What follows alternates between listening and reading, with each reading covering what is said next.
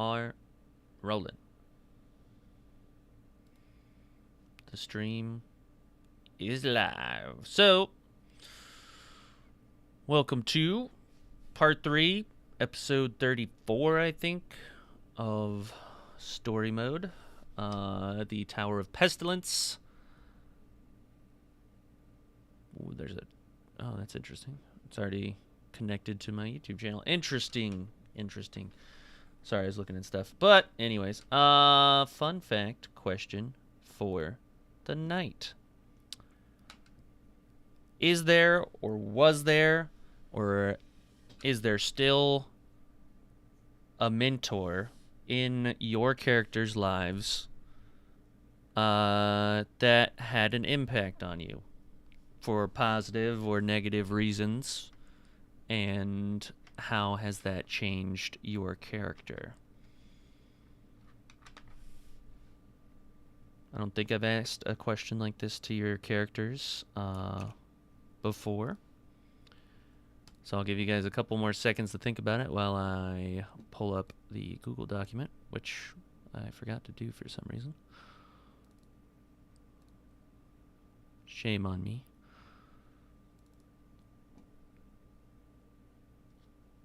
But who feels like going first? So I would obviously have to say that, like any young man growing up, their father would be the biggest mentor to them. But I think we've all heard that story, and I'm going to throw you a curveball on this one. And I have to say that the single most enlightening influence, person to me right now would have to be the moment that I got connected with my past lives. Mm-hmm. I really had my eyes open, like just it was just like a mind blast or melt of understanding.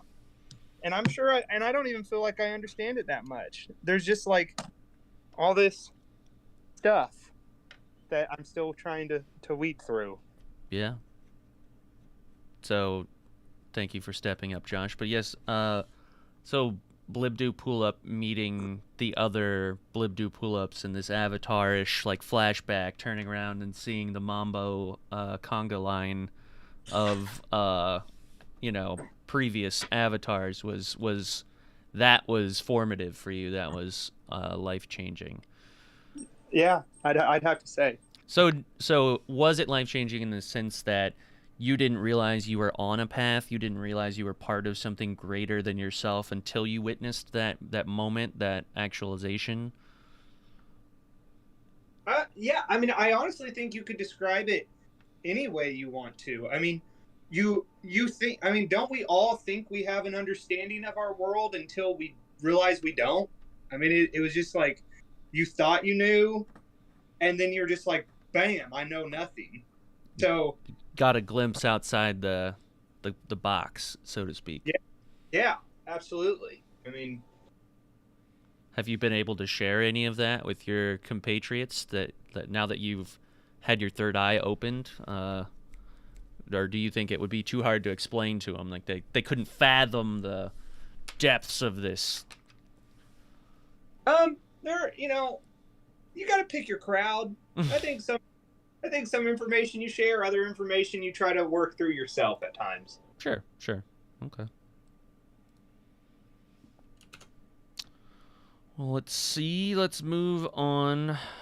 Ian, how about Sailor Sun or Soul? I imagine, obviously, the your backstory. You have a patron saint or a queen that you. But is there another mentor or teacher that sort of fostered positivity or negativity in you? I think I just, for my inspiration, what brings me my power to strive hard every day is just the sun. Mm. Because without it, I would be nothing. Without my sun power. So do you? And of course, my queen, but being a bitch at the moment. So you derive your powers directly from the sun? I do. Interesting. I kind of keep forgetting how to use them because, aforementioned bitch queen, uh, screwed my powers up. So I'm just, learning to be me again. Do you think with your lapse of memory and some of this stuff, think you maybe misremembered who your contract, like your compact was made with? What, like, could it potentially be the sun that you actually made a pact with and not your queen? It could be. I mean, Because typically for someone in your line of work, your expertise, if you make a pact with something, that's where you derive your power from. So if you derive your power from the sun, maybe you made a deal with the sun. And I mean, that could be potentially very interesting. And maybe is the reason why your queen is maybe a little offended and threw you out. God, that could make so much sense. She's embarrassed and jealous of my power. You're right. Because I mean, she's like loves the moon and stuff, right? Like that's her shtick, that's her thing, and here you are, self-proclaiming. I mean, it is one of your names, Sailor, Sun, Soul. Like it's both your names. It's got to be kind of a smack in the face to her, right? I mean, my power is greater. I would assume. Interesting. You've left me with a lot to think about, contemplating. I'd never thought about it before, but that just dawned on me as you were speaking about that. Yeah. I'm sorry I hijacked your answer. I'm on a journey of enlightenment with my new crew. Food for thought. Food for thought. Thought for food. Thought for food. Cameron, how about Stony? I know you've talked in the past about some mentors, especially your uncle.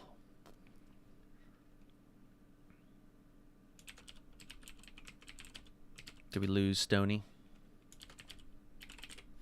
Or is he muted?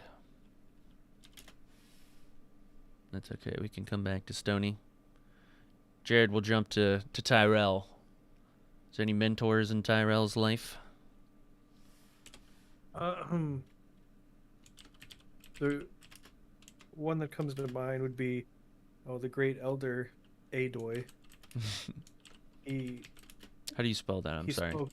It's Adoy. Adoy, gotcha. He spoke very eloquently, never in odd, interrupted phrases. Like reverse almost. Almost reverse, yeah, of what you would think if someone spoke in a broken pattern. Yeah, and he's very tall. Very tall. Very tall.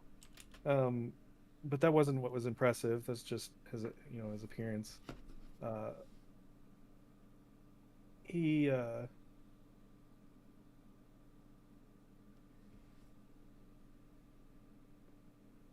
maybe that is what was impressive about him. What I learned from Adoy. What color was he?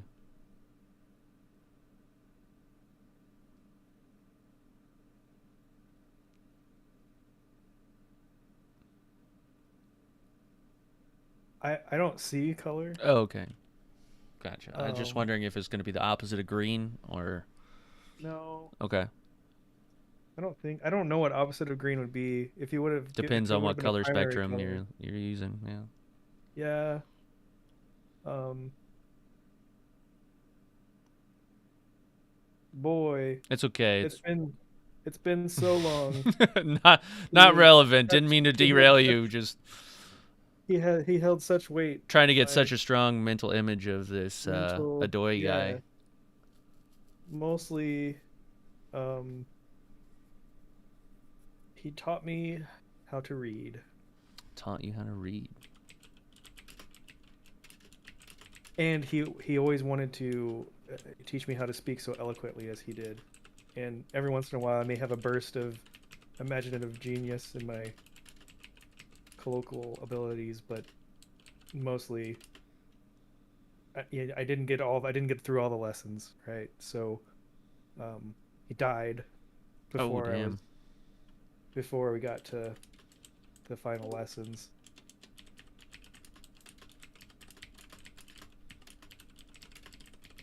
Was Which there required me riding on his back through a tundra.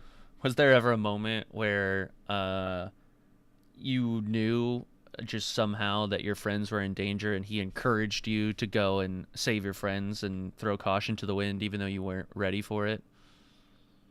I don't remember having many friends at the time, no. Oh, damn. Okay. Yeah. Interesting. I draw a lot of parallels to your story. It's almost like I had heard it before, But not exactly. but completely 180 different from, yeah. I like it. It's an interesting mentor. It's sad that He had he's a cool dead. name. I would have liked for him to. Wasn't Well, that a the death scene I didn't actually see his dead body, Oh, so then, you it's know, one of those. can't count it out. He's probably alive. I received a letter. In his handwriting for some reason. It's just Cameron, how about Stony? Stony have a mentor in his life? I know in the past you've mentioned your uncle. Can you hear me? Mm-hmm. Oh, that's good timing. Are you talking to me? Yes. Okay. Sorry, everything went black, and then it took a second for my internet to back up. No Trying worries. to stuff, Glad you trying to got stuff back up. glad you got power. Yeah, it was weird. I thought it was just my computer, and then Kayla was like, "What was that?" Because it was just for like a quarter of a second. The whole entire house shut down. But It's like 52 degrees. So I don't know. not fun. I was asking if you had any mentors in your life, and what kind of Right. impact they had on your life. Yeah. Yep. No, definitely my uncle Shorzy. He was kind of the same situation I was in. His older brother became king, so he kind of had to find his own path, and he's the captain of the Eldritch Guard. I was, kind of a pain in the butt for my parents, doing some pretty wild stuff, and so they kind of suggested that I kind of take after him and follow him, and yep, for the past couple years, he was kind of training me, and I was a part of the Eldritch Guard, and yeah, so we always connected really well. He didn't follow kind of my dad's path with the king, doing his own thing, so he kind of had to have a different perspective on the kingdom itself, and he always kind of understood maybe what my parents thought was acting out. So yeah, he definitely him. Nice. Kobe, that just leaves Detective Easter. I'm sure the Tendraka clan has provided a great number of mentors. Oh yeah, and there's no better mentor than our Chief Mahomes. There's one time, Bill's Buffaloes, they got out, and they were looking to be out all, they were just going to be out past the evening, and that would have been bad. The Bengals could have got after them and eaten them, and that would have just been really bad for those Buffaloes. Sure. But Chief Mahomes, he showed tenacity and strength and courage, and was able to, with just only a few seconds left in the day, get those Buffaloes taken care of.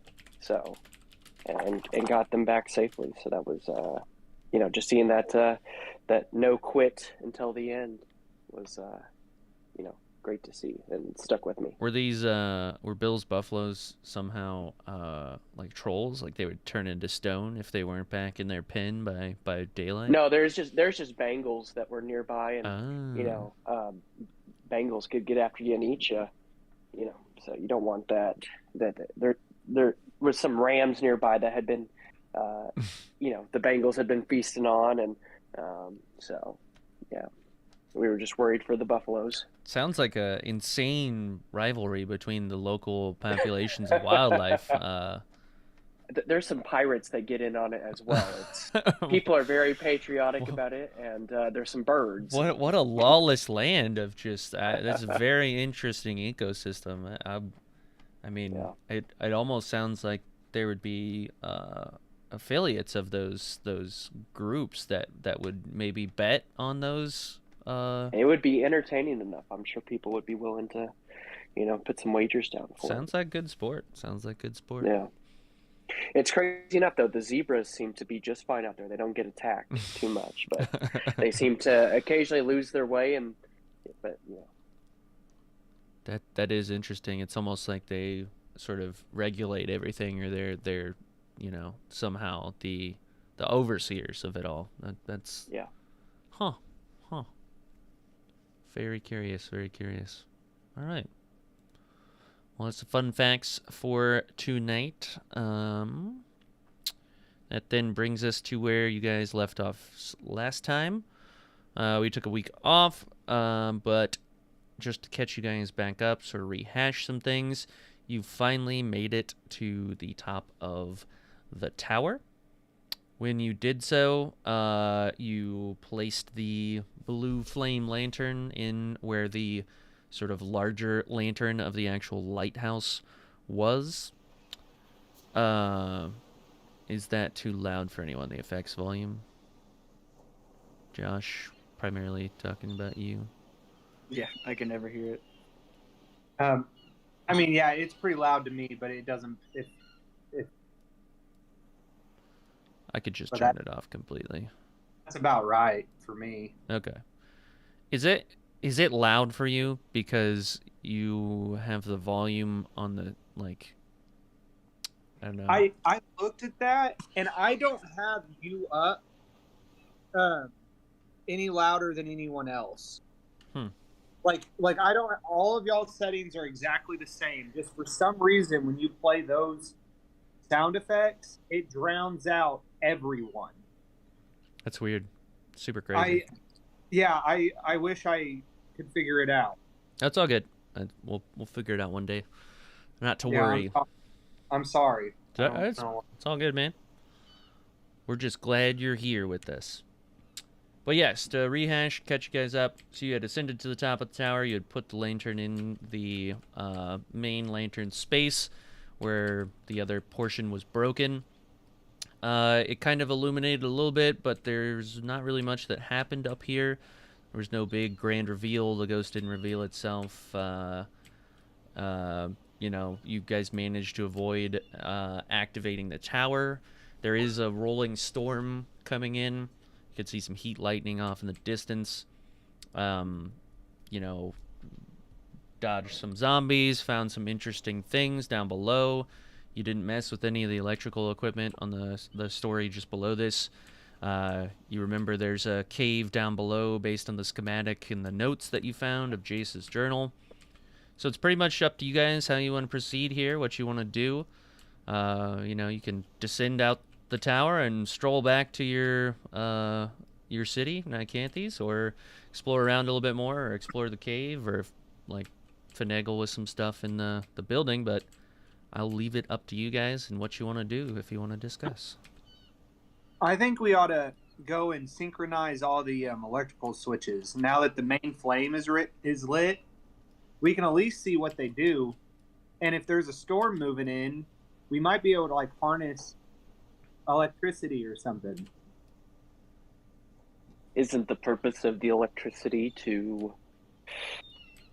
reanimate a corpse? Yeah, but we already got rid of the corpse. I don't want to reanimate a corpse. I just want to see what it does. And what if it reanimates any of the things or releases any of those abominations from the cages? Then think about all the XP we're going to get.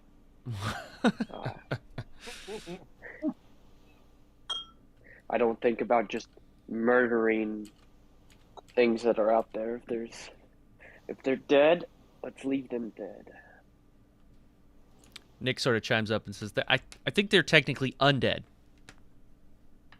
Thanks, Nick. Yeah, I got you. Great. Maybe we need to put it to a vote. No, I think they're undead. I think that's right. No, Thank you, Tyrell. I'm glad you're on my side. I agree with the previous statement. That's a Pretty confident. Well, Madam Blib du Pull-Up, like I said before, you're free to do with the switches what you want. I will give you my hesitations in doing this.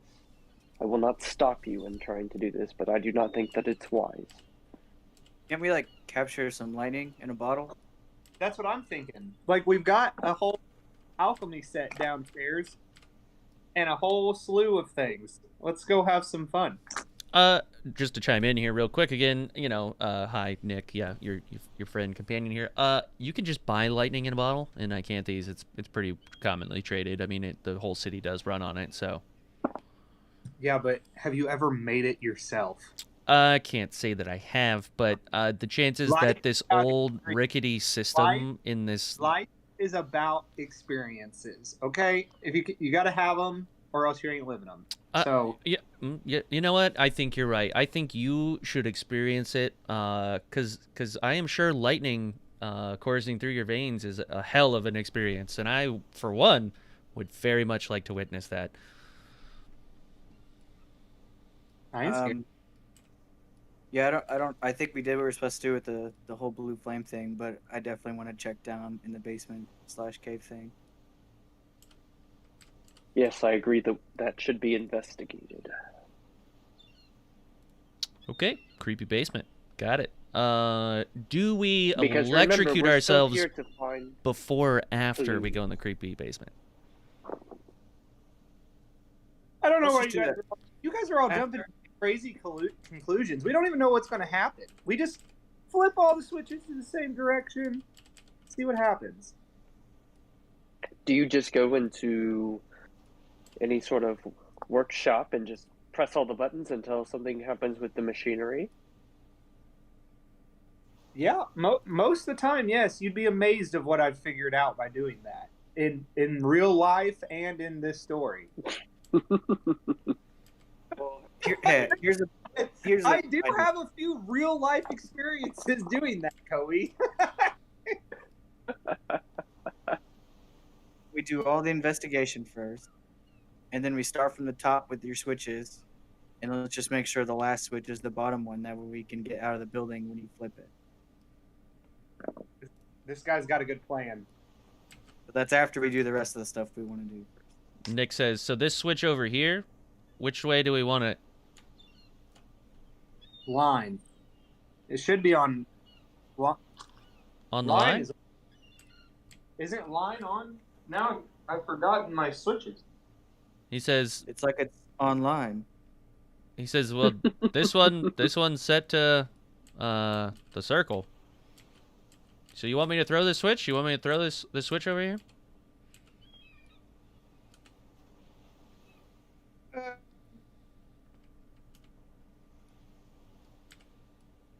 Yes. Okay. He sort of pulls it back, and you hear the wrenching, clanging metal go through the tower once again, and nothing happens. Kind of comes back over, says, all right. It's switched to the line. Now, Stony, do you want to investigate the lower dungeon? Yeah.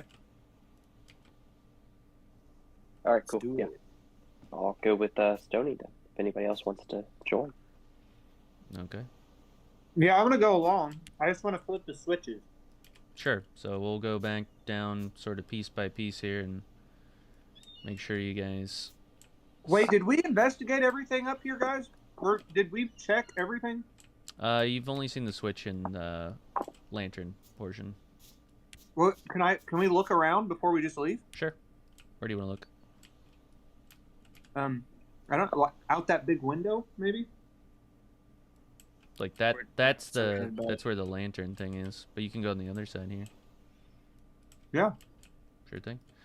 Yeah, you sort of walk across and you find some sort of contraption on the edge, and it kind of sticks out beyond the roof of the place. And I rub it. you rub the contraption, okay? It seems, to have a fair amount of just sort of grime on it from being outside. rust, like the sea breeze in the air has made this thing sort of rusty, but you see that it's some sort of launching apparatus.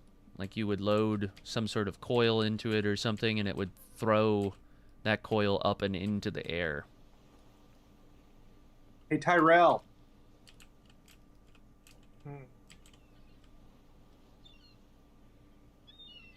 Can I hear you? I'm Can I in. help you?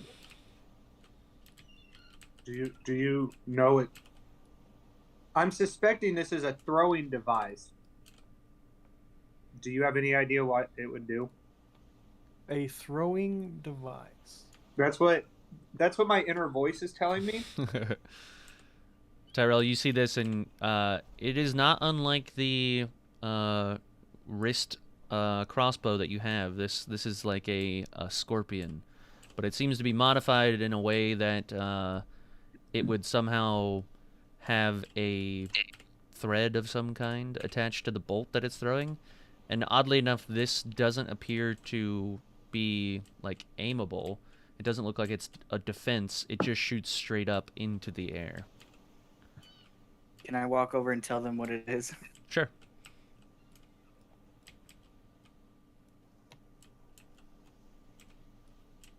Hey guys, what are you guys doing?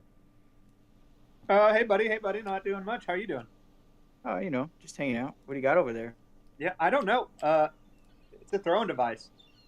It Oh. throws What do you think it throws? coils into the air. Oh, Maybe Man. maybe attract lightning. wow, man, that's a great assumption. You know, I think you're right. Why would we want to throw coils into the air? Because then it powers this giant building that's all connected with switches and electrocution. Is there any coils? Do I see any coils? You don't see any coils around you now. There's Can I even try? not even handrails up here. Can I even try to like arm it? I mean, that thing looks like a still to me, like what you make alcohol out of. I just got one for my birthday. It does look like that. You got a still? Yeah, my dad got me one. How big is it? About that. Probably like a 4 gnomes? 10-gallon drum. Damn. Yeah, that's like Copper? 10 gallons. There's a copper top to it. Copper top. Send me a picture if you got one. We'll get back It's to it. pretty dope. Yeah, I'm pretty jealous. I've thought about making one, but then I was afraid that I'd become an alcoholic.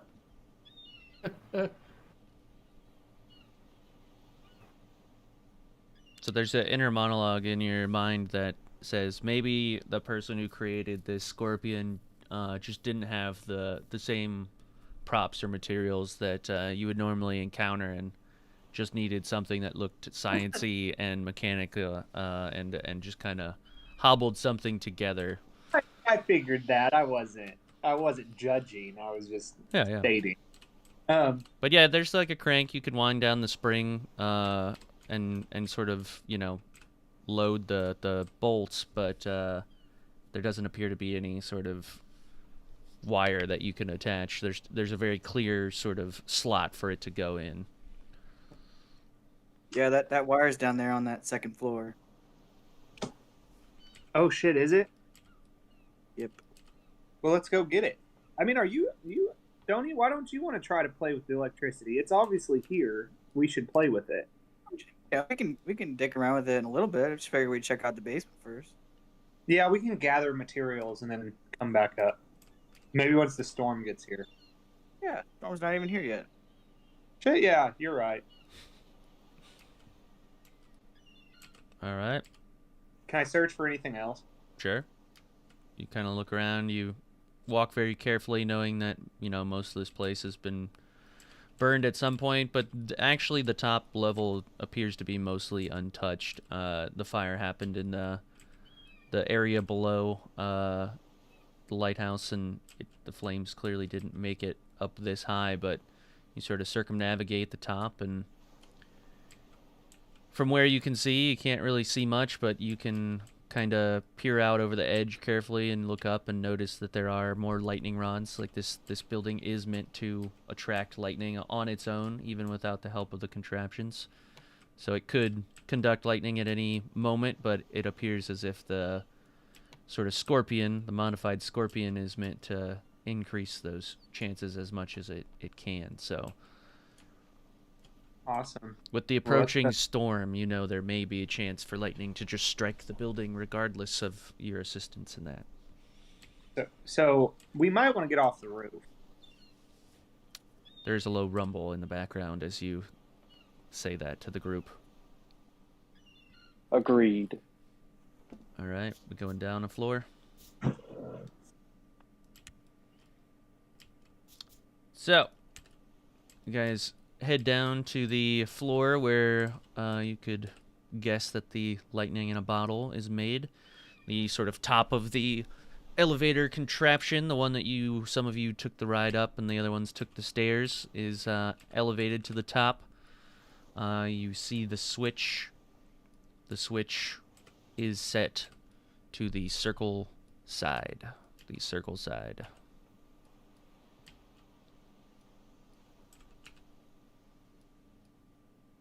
You want to change anything, do anything on this level before we go down another? I want to flip it over to the line side. Okay. You switch it with a big clang to the minus the hash side, so that leaves the top and the second from the top on the dashed line. Tony, where'd you say you saw them coils? Another floor down, maybe 2 floors down. 2 floors down. So where we first saw the zombies. And all the bottles of parts. Organs. So you guys sort of look down to the next level. You kind of make your way down. It's easier to traverse the stairs. You make the jump, no problem, or you take the lift. It's up to you guys. I want to flip the lever. On this level? As long as it's on the... This one was set to the hash mark and not the dot. Okay, never mind.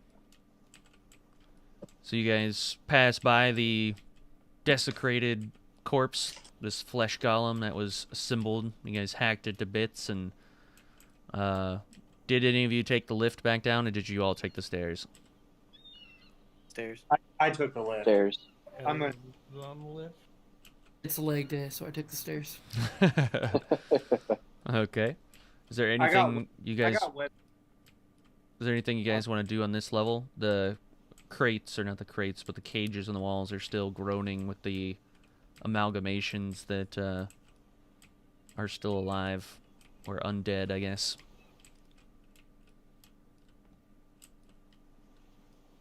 Every manner of horror, from people with eyeballs for anuses and hands for feet, you name it. Nah, I'm gonna leave them alone. All right. You guys go down the next level to find... I wonder where this zombie came... Oh, he fell from the up above. We'll say he's dead. Bye, zombie. All right, so you guys enter this level. Bum, bum, bum, ba-dum, ba-dum, bum. Alright, coils are down here somewhere.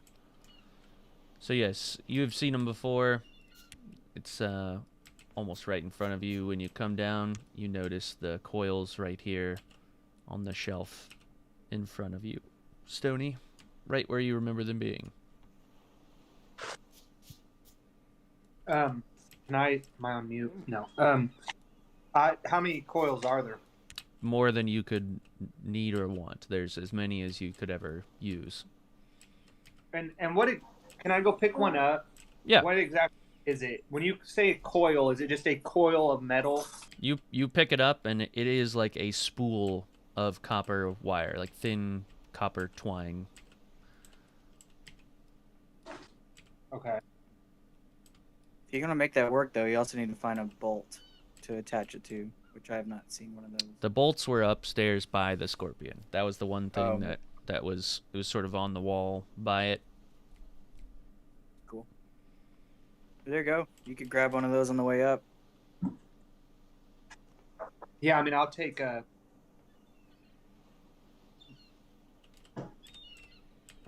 I'll take 50 of them. 50. Okay, Jesus. you're over encumbered. Bag of holding. I know. Uh, There's, I mean, if you can have 50 of them, but there are no more for you to pick up. You have cleaned out every single shelf of every copper coil that there is in this building, essentially.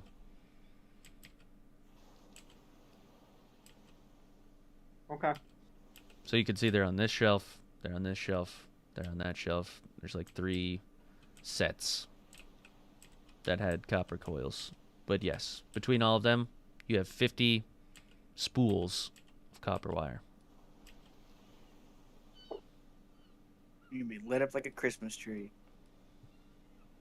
Oh no! I hope I don't fall. Fall from what? I don't know. All this weight. I mean, Web. the bag of holding still weighs something. It converts that cost into less, but that's a lot. It's a lot. Anything else you guys want to search on this level or investigate before you go down? Haven't we already looked at it? Oh, the switch. Haven't I already flipped this one? You don't remember if you flipped it or not. Oh, I know I flipped it. I just don't know what it's at. Can I go over to the switch? It is on the circle. I want to pull it back. Tyrell. Oh, you don't even need a strength check. You guys have broken these loose. They're nice and used now. Alright. It takes a little bit of effort, but not nearly the amount of strength and determination it took beforehand.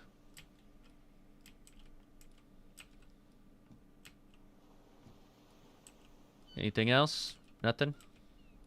Did I flip it? You did, yes. I have to run outside. I'll be gone for like 2 minutes, so just don't kill me in that time period. Okay. Anybody else want to investigate anything on this level, or are you going down? Going down. Okie dokie.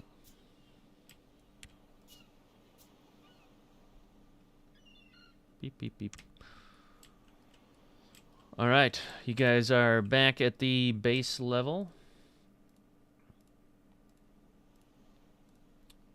You sort of, some of you that hadn't made it back down here before, see the impaled zombies on the wooden rubble and in the spike pit far down below, all of which are dead and deceased. But there's just the switch in the center of the room and the same contents you had seen once before with the hatch to the basement accessible. Yeah, I guess I want to go over to the hatch and look down and see. What do I see when I look down it? So it's hard to see down. It's very dark in the cave down below. It appears as if there's like some sort of breathing down there. It sounds like the ocean, right? Like the ocean sort of coming and going in a cove or a cave. But best you can tell is torch? yeah. So there's plenty of there's a fire, logs in the fireplace. It'd Yeah, be is there easy something I could light as a torch and drop it down there? Yeah. Flammable stuff within your reach right away is a broom or the bear pelt, or there's plenty of rubble around too. Okay, I'll try the broom. All right. Yeah. I'll light up the end of that. If there's any wax or anything nearby that could be used as to keep it to go a little bit longer and not just burn out on the way down there, I'd like to put that on there as well. There's a candle lit over by the bedside, but that's about it. Gotcha. I'll just try catching the broom up pretty good and then drop it down. Sure, yeah. See how far it goes. You catch it and you drop it, and it sort of hits the bottom, and from what you can tell is there's like a flat sort of platform stone down there. Fooshes down there, kind of burning up quick and slowly with the rush of the wind, sort of burns it hot and bright, and then as it hits, it sort of spreads out and lowly fades. But you can see that there is solid ground down there. And appears as if it's like some sort of ocean stone as best as you can tell, but you can also see a bit of water.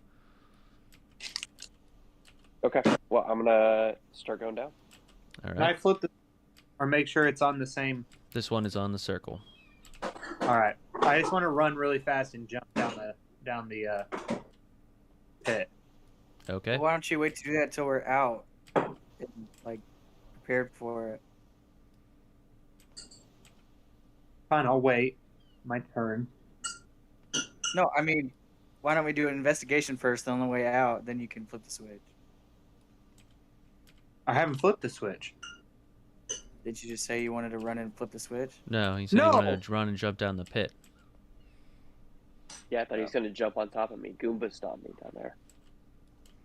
No, you're climbing against the wall. There's enough room to sort of fall down. Also, he has feather falling, so he may just escalate down. He does. He just floats down there. But I mean, I wanted to stay close to the ladder in case I saw something. I could grab the ladder and like come back up. that's fine. But you know, we'll just say you guys traverse down there, unless anybody wants to stay up here for any reason or investigate Nope, further. I'm going down. It's a real Goonies moment here. Goonies never die. Okay. Going down. So, in this basement. Sorry, Like Harry Potter. let me adjust the water level here just a bit.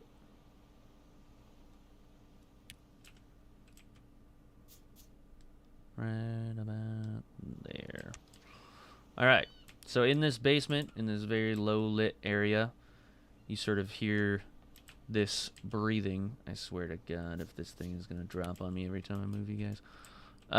So looking out across, it's still very dark. You can see and hear the breathing. There is the breathing of the ocean sort of coming over from your right, some sort of alcove or something. But then you also see the breathing of what appears to be a giant-like figure that's walking around sort of in the dark, like big thumps, thuds, in this wider area. And then there's a, series of water. You can see rocks and things, but it's pretty narrow pathways in some places. And I don't know, it's up to you guys how you want to proceed here, but Who has really good stealth?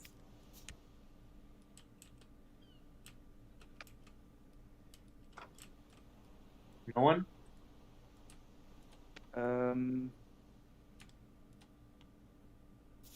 Is that dexterity? yes. Mine's alright, I guess. Can anybody cast Mage Hand? I was going to suggest possibly handing my flashlight here to the Mage Hand and letting it go around and investigate for us. Yeah, but it can't get that far away. How far Can't could you it go? use your echo with your flashlight? No, I cannot use my echo with the flashlight. 30 foot. I mean, I have the boots of Elven Kind. They have silent step, advantage on stealth checks. But Why do you carry the elf's boots? You are no elf. you don't know my life. You don't know me. We just met, and I'm just now starting to trust you. Are you not a Genasi and a Puatoa? And maybe an elf. Are you part elf? No. Then why do you carry the boots of elvenkind? It was a Why does gift. this? It was a gift. Ah, People like me. I see. I'm not used to You're nosy. somebody wearing a different race's shoes. Well, maybe you should try it sometime before you just jump to conclusions. I do not wear shoes. That's your problem. That's you can't walk in someone else's shoes. You don't wear them. I can't fit in other people's shoes. Yeah, sure you can't. Sounds like excuses. They just don't fit. Well, here, hand me your shoe. We shall see if it fits. No. While they're doing that, can I investigate to see if that's ocean water below us?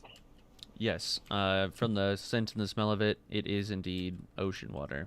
It does appear to be a little bit more stagnant, maybe foul in a sense. Like it's not Like from Sonic ocean water or regular ocean water? It's seawater for sure, but there does seem to be something down here, like the stagnant. Maybe the water gets trapped in here for a longer period of time or something, but it's not exactly like fresh seawater. It's kind of gross.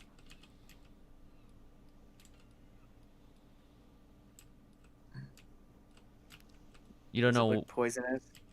You don't know what it is. It doesn't seem poisonous, but it's not Oh. not something you'd want to get in unless you had to, kind of thing, right? Like it's like Lake of the Ozarks, you know? Like it, sure.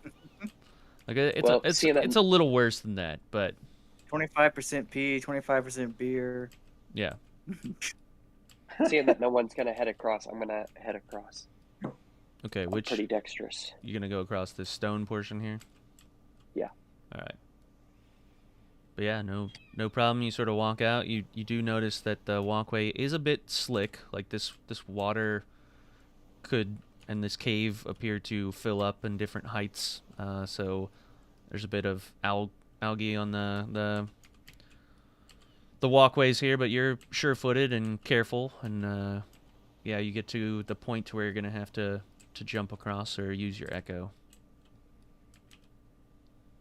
Yeah, if I don't have to jump, I'll just echo across. Yeah, you echo across, and you get a little bit closer, and you can see now a little bit better what this thing is. Can I go with him? Sure. You're gonna have to make a jump though here to get Yeah, to I'm the following next in line, portion. too.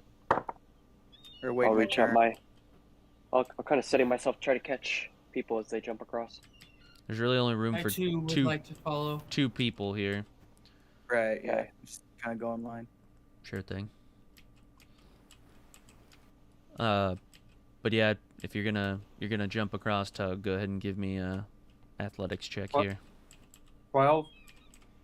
All right. I need a reaction from Detective Easter. Okay, what kind of reaction? Just a D20. Catch. It's a we'll say it's a strength check. Okay, so I got a, let's see here, 16. Let's see if there's a plus. Just a 16. Yep. All right. So Tug sort of jumps across and he, lands, but the algae buildup on the thing is enough to make him lose her balance, and she doesn't fall in the water before you sort of grab her by her claw and manage to keep her on the platform with you. Oh, Steady footing now, madam. so big and strong. Now, would you like me to toss you across, or You could just carry me anywhere you want to. I will not be carrying your weight. You will carry your own weight on this mission. I can either help you to jump across this next one, or I can stay here and help the others as they try to jump onto this platform. You It could is your help. choice. You help me get there. Great. Christian, I'm going to echo to the next one and assume that Tug's got it from here. Sounds good. Don't leave me. Oh no, I may fall. You kind of move forward to the next location, Tug, leaving room for people to come behind you. 18. I'm jumping. Yep, you make it. Not going to help whoever's coming across. Out like I'd be any help. You echo back over there and help them. Yep, I'm jumping. Give me a athletics check here. What's the modifier for that? Athletics check is, I'm pretty Like, sure, is it a- strength. Is anything dexterity, strength, or just a flat roll? Athletics is a strength roll. A strength modifier, Oh. sorry. Right. I mean, it's like a 24 with that then. So. Okay. Yeah, you make it across, no problem.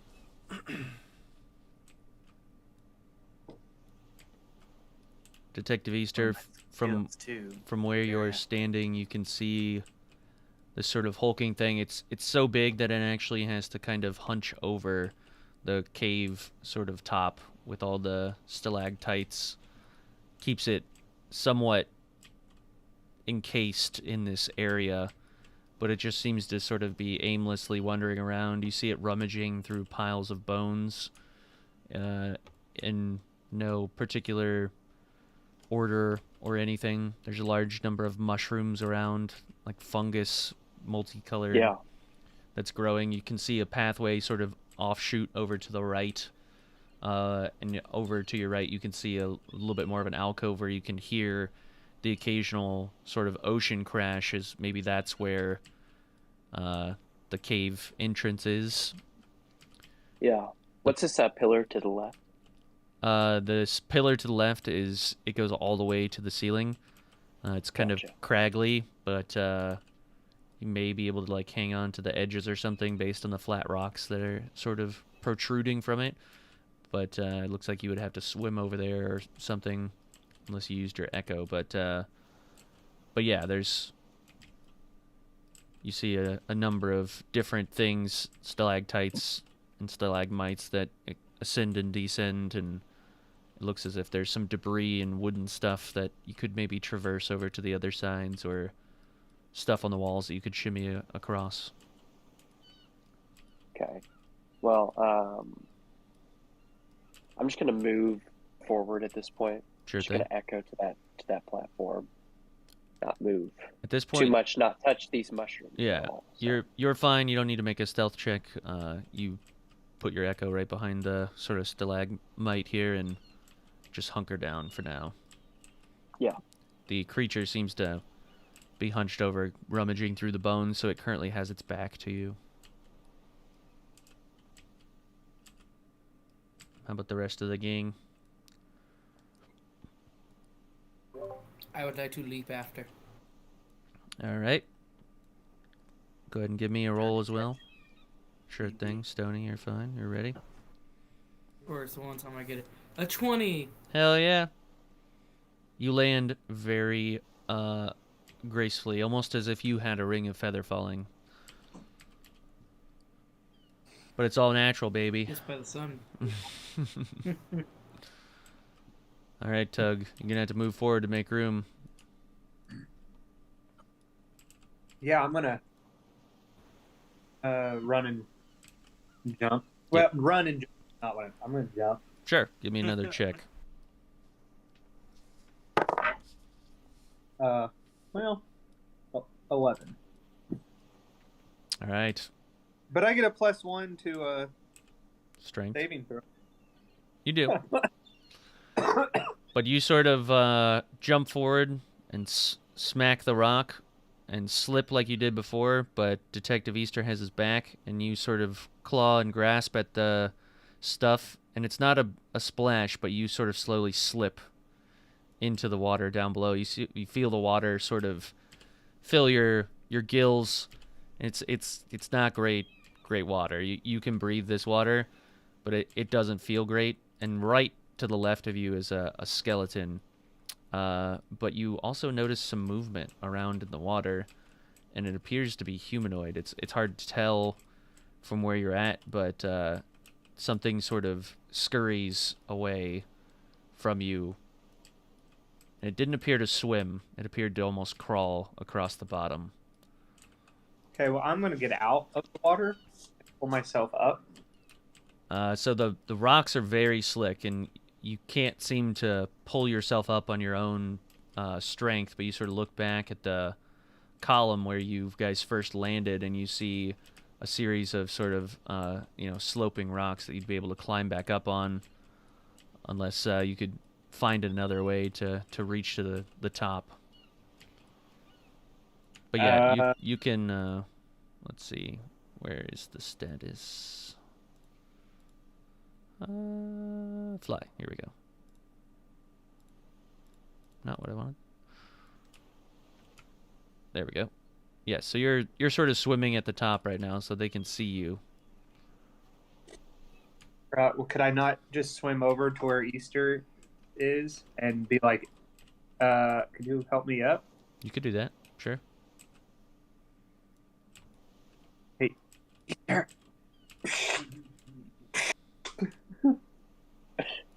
Why are you hissing like a cat? Can you help me up? I fell. I reached my hand down to help pull up Blib. You're gonna have to lay down on your stomach and outstretch your arms in order to reach him. I will lay down on my stomach and outstretch my arm. I'm going to kick my feet really hard and lift myself out of the water a little bit. Go ahead and give me a stealth check, both of you If guys. I get splashed, if I get splashed, I'm letting go. Man. 11. I'm not rolling hot. My stealth check is... This is a dex modifier. I got a 28. Okay. So Well, that's a 30. And if it's a... This isn't dexterity modifier add. strength. Yeah. What did you roll initially? You rolled a 12? 11. But my strength is 0. What's your dexterity It's modifier? a dexterity modifier. 2. That got you up to a 20 something? No. I had a 28. Oh. Sorry, I No. guess I did not hear the number you said. Oh, okay. 13. Oh, yeah. I never heard that. My bad. It's all good. My stealth is a +9, so... Yeah, Detective Easter, you pull Blib up, no problem. Very careful not to make a noise. Blib, you are a little loud in the water, but over the splashing of everything else that's going on, it doesn't stand out or make any other noise, so you join Detective Easter up on the platform. I knew I was going to end up liking you. You're good. You're not a bad... Madam Blib, there's a evil creature lurking in the distance. Using it. Stoney, you're up.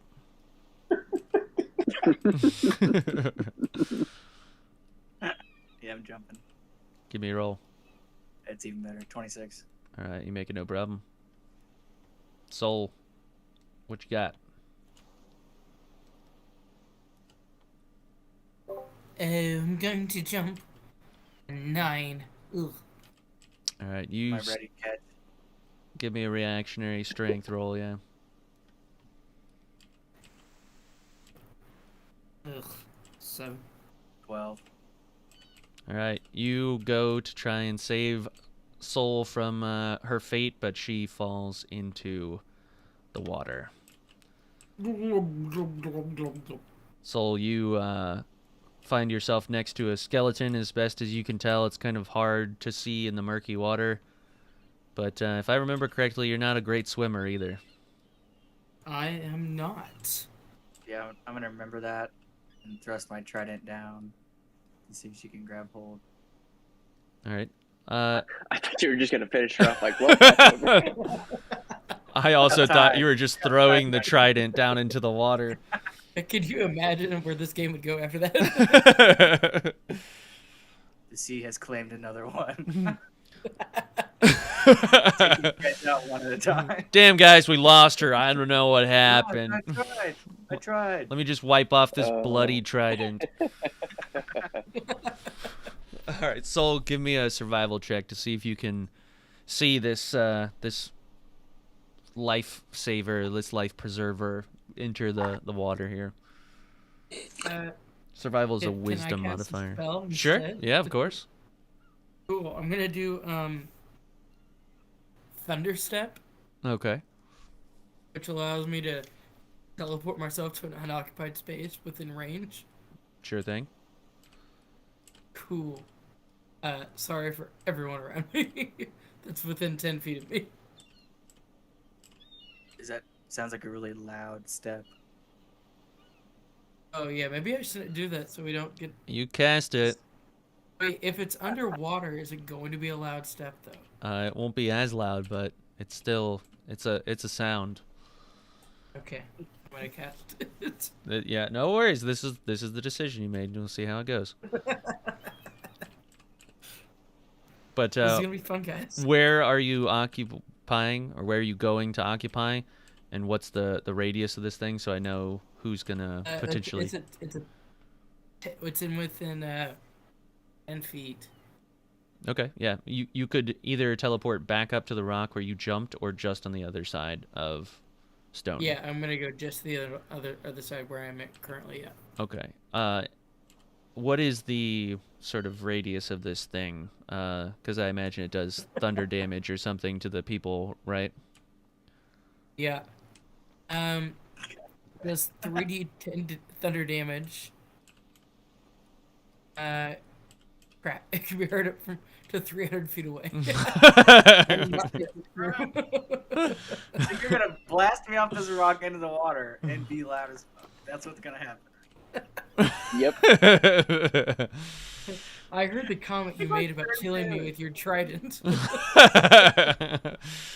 So yes, as you cast Thunderstep in a panic underwater, you got a bad like sort of gulp of this rancid seawater, and as it entered your lungs, your panicking thought, because you don't know how to swim, was just to do the one thing you could do to survive, and that was to cast Thunderstep, and you Thunderstepped to the last place you remember seeing, which was just beyond Stony on the rock you were trying to jump to.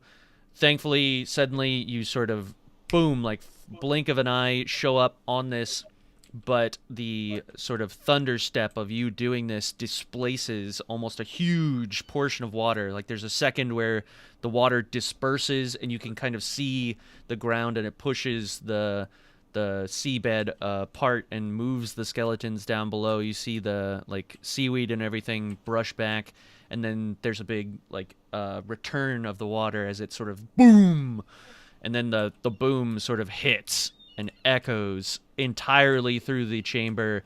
You see the creature who was huddled over the bones stand up and sort of turn around. It like puts its hand on the ceiling to get a better like support as it's standing up, and it starts to approach you guys. Stony, I need you. Ian has to roll 3d10. Right. So Does Easter turn around and go, shh? So I can roll those for you, Soul, or You go for it. you said it's 3 of them or 4 of them? Yeah, Okay. 3. I think I heard 2. 24 damage. Oh, shit. Damn I'm it. assuming it propels me, or do I just get obliterated and just... I can't remember if does that It just do shakes you in your heart. does it? Let me look No. at thunder.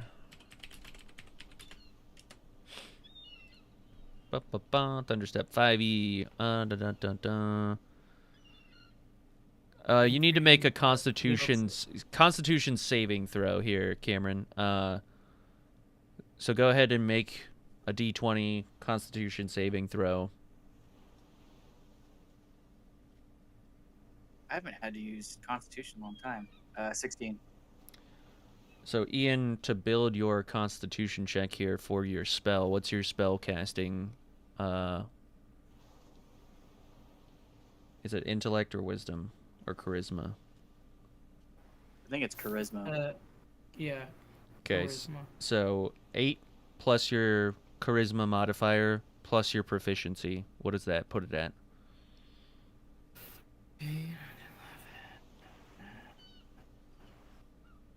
Probably 11 plus your Yep. charisma modifier. 11 plus 17. Damn, you're just shy of it then, Cameron. You got a 16, you said? Yeah. All right. So you take the full 24 damage then. Otherwise, you would have taken half of that. Damn, I'd already taken it off. That'd have been nice.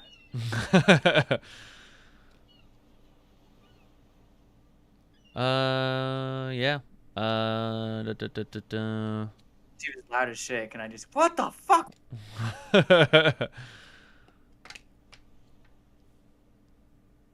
Yeah, I'm sorry, it doesn't, yeah, it doesn't, Jackie. it just makes a loud noise. It doesn't push anything or anybody. Just can't imagine if I'm just standing there I- and just a giant thunder shockwave in my body that doesn't shoot me off in any direction. No, it's all internalized. So I mean, it's like if thunder had, you know, reverberated right in your head, right? Your head's just ringing. You've got the big boom, like a sonic boom went past you. But well, after feeling some relief that tug was not as loud as what I thought had happened there, yeah, just a feeling of, well, fuck us. So if you guys would go ahead and roll initiative for me. Great. Drop 24 before we fight the big thing. Is Tyrell and Nick not going to come with us? They're back there at the moment, but where they're at now, they're gonna have to use their turns on initiative to get across to even help you. So let me roll for the big fella. No, I'll roll for him this game. It's okay. 15.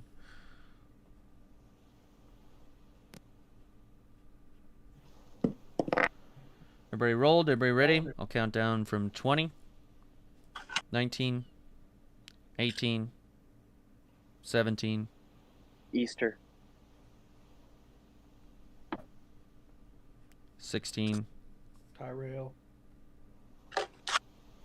15, 14, Soul sister.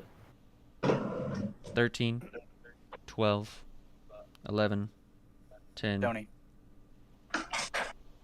9, 8, 7, 6, 5, 4, Hell? 3, 2, 1. Tyrell, where did you fall on that list? 16. Oh, 16. Oh, I got you up there. I even wrote your name and everything. I don't know why. I was gonna say you stopped after I said it. Oh, I didn't roll for Nick. That's where I was missing one. 18. Easter, what did you roll? 17. 17. So Nick goes first. The guys in the back seeing this, like, oh god. Yeah. So Nick, seeing this, sort of says, "Excuse me, Tyrell, but I'm going to attempt to make the jump and help our friends here." All right.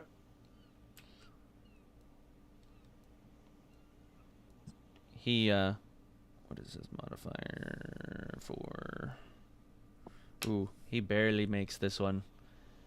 He has a flash of callbacks to crossing the bridges, but he manages to keep his footing and stay on the rock. He can't do anything else with where he's at, but that then brings us to Easter.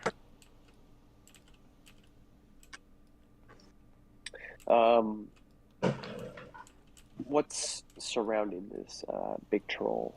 So it's a pretty like open patch overall, but you see these electrical sort of conduits around you, as well as the stalagmites and the stalactites and the mushrooms and the skeletons sort of littering the floor. But you see that it kind of shoots off to the left, where maybe there's another platform, but then there's also another pathway over to the right. This thing appears to, you know, be able to close that gap before you would maybe make it to either one of those ways, but you also obviously have the water as an option too, so. Okay, so I wouldn't be able to run past it to either side without... You could make a shot provoking. at it, but, you know, all I'm saying is the distance it looks like you'd have to cover, and for it to, it may close the gap on you is all I'm saying.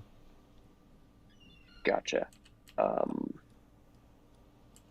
Well, I know Tug's here. Everyone else is trying to shoot across.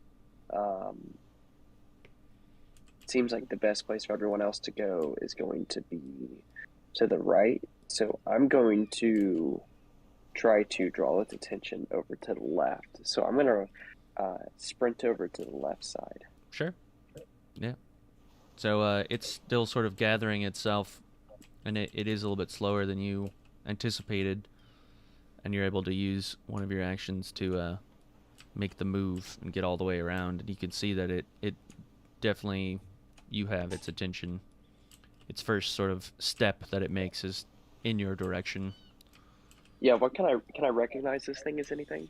Like you know, It looks some sort of vaguely type of humanoid, and you can see that it is picking something up off of the ground, but it is wielding what looks to be like a dislodged stalagmite.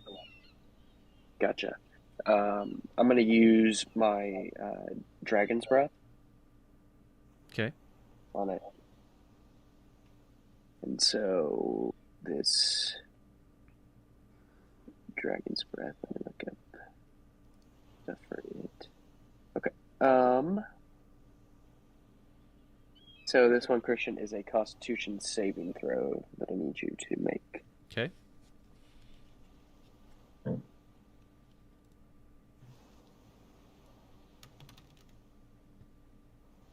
+18, and it has a +5 to 18. Constitution. Okay, so it passes, so it's going to take half cold damage. Okay.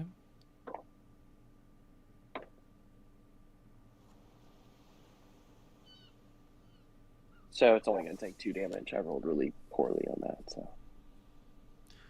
It doesn't even seem to notice. Great.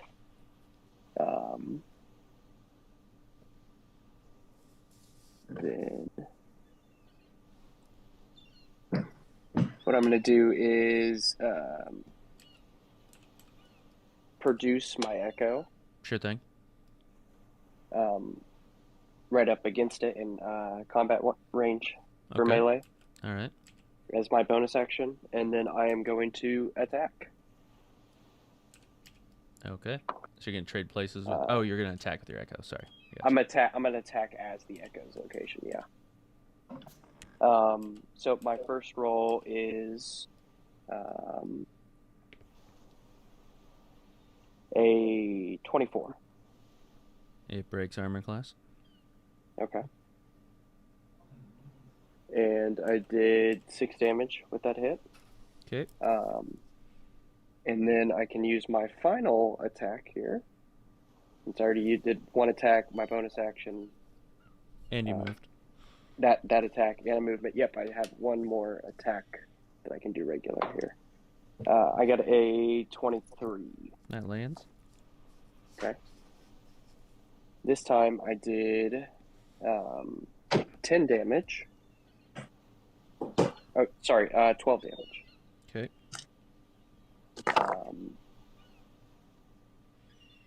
And that's going to end this turn for me.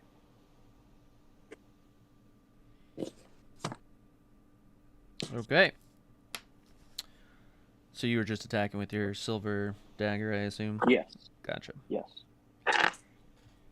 Yeah, so as your echo sort of hacks and slashes at this thing, it gets its attention a little bit as it goes after its legs, sort of cutting away flesh, and you can see that it's responding to the damage. It doesn't want to take any more of that. It's much more effective than the frost that hit it earlier. But that then brings us to... Where's my... Oh, it's right here. Tyrell. Tyrell, you are up. So there's a little spot I can try to jump to. Correct. You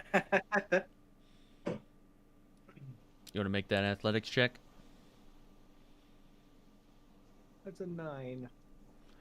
You go to take a step off and slip right in the water. You land on what appears to be a large pile of bones from some sort of creature. And you don't like getting wet, but from what I gather, you can at least swim. Is that correct? Not well. But... Not well. You can doggy paddle, kind of, almost. This seawater maybe helps you float a little bit. I've never heard that phrase before, but yeah. There's not dogs in this. I guess I've never really talked about that. What was the dog? But you see her splashing, and Nick sort of comes over to the edge and says, "Throw me your rope." All right. I try to. It looks like my hands are full, but yeah. Okay, I'll pull it out and I throw it. Your hands have always been full in your character model. But yes, you get your rope, and Nick sort of wraps it around himself, and he manages to pull you up to the level, and you Oh, what a pal. Nice. make it up back on top, sort of panting from the stress of falling in the water. You can feel that you smell kind of like foul from the water a little bit too. Like a wet dog. Like a wet dog, I mean, which you've never seen before. I don't know. But Nick says, "That was close, huh?" I just kind of give a disapproving, like, close. I don't know. Like I definitely fell in. So yeah. Yeah, I mean, like, but there's probably something real nasty down there in that water, right? I mean, you stink to hell. Well, all I can hope for is maybe I'll be disguised going into wherever we're headed into. Maybe I won't be noticed because I just smell like the surroundings. Ah, very clever. I always knew you drows were sneaky, masking yourself in the scent of your surrounding area. It's good. It's good tactics. Yeah, totally intentional. He says, I think we have a real great chance of sneaking up on this guy, so. I hope like he like turns around as he's saying that. But when he turns back around, I've ducked down and he doesn't see me for a second. Yes. The little eye icon on your heads-up display disappears. He doesn't see you at the moment because he does have his back turned to you. But that brings us to the Fomorian. So the Fomorian isn't going to move, but he is going to cast his evil eye gaze on you, Detective Easter. I need you to make a charisma saving throw.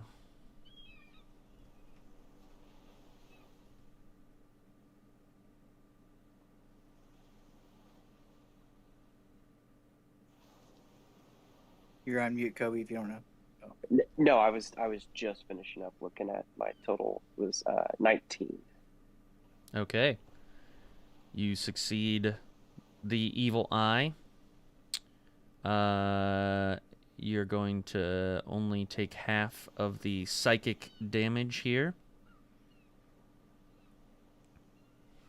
So 6d8s. 68. So close. So half of 26 is what you will take. 13. Alrighty. I rolled one less than the standard, which was 27.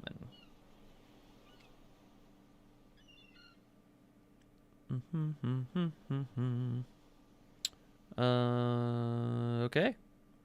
That is the turn of the Fomorian. That brings us to Soul.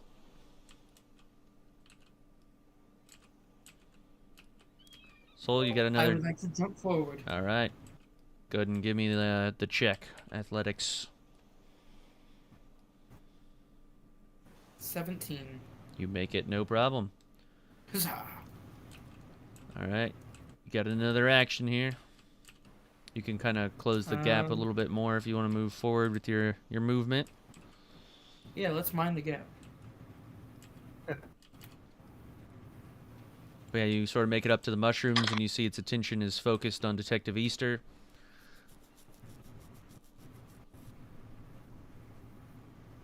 Yo, hey, Detective Easter. I mean, hi, Detective Easter. Sailor's son, help me in battle, or Of find course. another way across to defeat this monster. Yeah, let's do what we can to defeat. Do we want to wait for everyone there? You see your window of opportunity closing here. All right. Let's fight. So you can either close the gap with your last sort of action, your last movement here, or you can, if you have any ranged attacks or of any kind. I'm gonna close the gap so I'm not standing right in the open.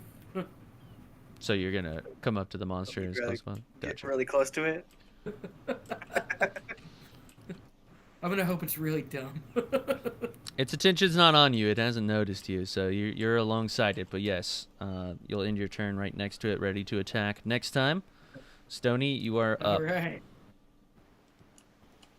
I'm going to use lay of hands, and just take back 20 of my 25 health points back. Okay. Lay of hands, you said it was? Yeah, it's a paladin thing. Lady hands. Lay of hands. Lady I hands. like the lady hand. And then I'm just gonna jump up, get into battle, just get to the next thing. Lay on hands is what it says. It's called the stranger. Yeah, it's lay on hands. Lay on these hands. You have a claw. Don't Yeah, diss so I'm just it. gonna jump. So it's 20 with stuff added. Sorry, I'm still trying to figure out lay on hands. 1 sec. I just wanna. You know, I'm I mean, picturing that Blib Dupulip is just pulling little bits of seaweed off while I've been running over here trying to fight this troll, and then Sailor's son ran on by to go fight it as well. How many points do you have in your restore pool? 25. Okay, gotcha. Just make sure, you remove those from the pool Right, until the next long rest or whatever. Gotcha, cool. Yep. Oh, that's a neat ability. All right, and what was your next action? Just to jump over. So All right. It was a non-natural 20, but a 20. Damn. You guys rolling high tonight. All right, you make it across, no problem. Well, it's all strength moves and shit, and athletics, and that I'm just, it's gonna be high regardless, unless I roll a I one. have not been rolling high. 11 and 12s, baby, all day. You still made it across. You were one of the first people. Humanoids. But yeah, with your movement, you can get about up to the mushrooms here remaining, or a little bit farther up if you want, but that's, you gotta cast a spell and you moved, so unless you get another action. Am I in the distance to throw my trident at it? You are. Just No. gonna hit me. All right, Tug, you're up. I'm on. All right. I'm gonna cast Bless on Detective Easter. Is it Soul right now? And Stony. Do you have to be insight line? It's a C.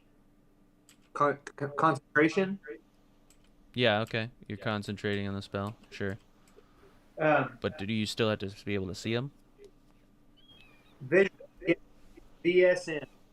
Can I not see them? You can see Stony and Soul, but Detective Easter's on the other side of the stalagmite here. Okay. Well then, I guess What if he Stony. strains his neck? I mean, you tell me. Can he see Detective Easter from where he's at? Okay. He's training really hard. No, he can't. I kill him, and that's good enough. Sure, sure. I'm gonna cast Bless. Okay. You bless up to 3 creatures of your choice within range whenever a target makes an attack roll or a saving throw or spell. And the target can roll a d4 and add the number rolled to the attack. Okay. They get a d4 to either an attack or a saving throw. Gotcha. So I would assume the range is pretty considerable on that. 30 foot? Are they not 30 foot? These guys here are within 30 feet for sure. I think Nick and Tyrell are just outside that, maybe. Yeah, they don't get it. It's only Stony, Soul, and Detective Easter. Gotcha. Except you can't see Detective Easter. But I can feel him, and you know it's fine. We can say you moved up to see him. It's all good. I mean, it's up to you. I wasn't arguing with you. Stony was arguing. Because this concentration spell will take your concentration, so to speak. So this is what you're dedicating your resources to here.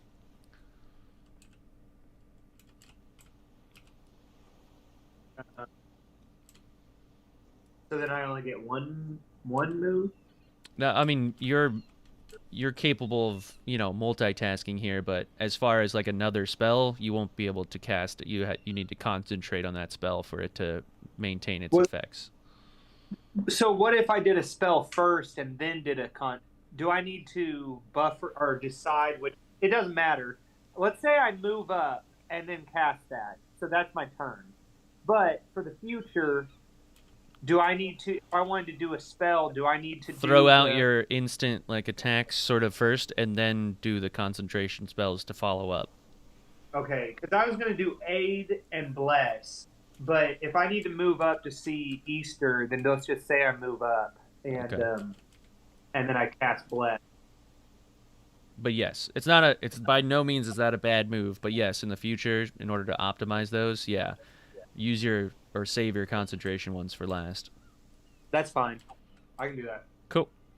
I need to roll. I did not get a 1. We're safe, guys. Nice. Thank you for remembering.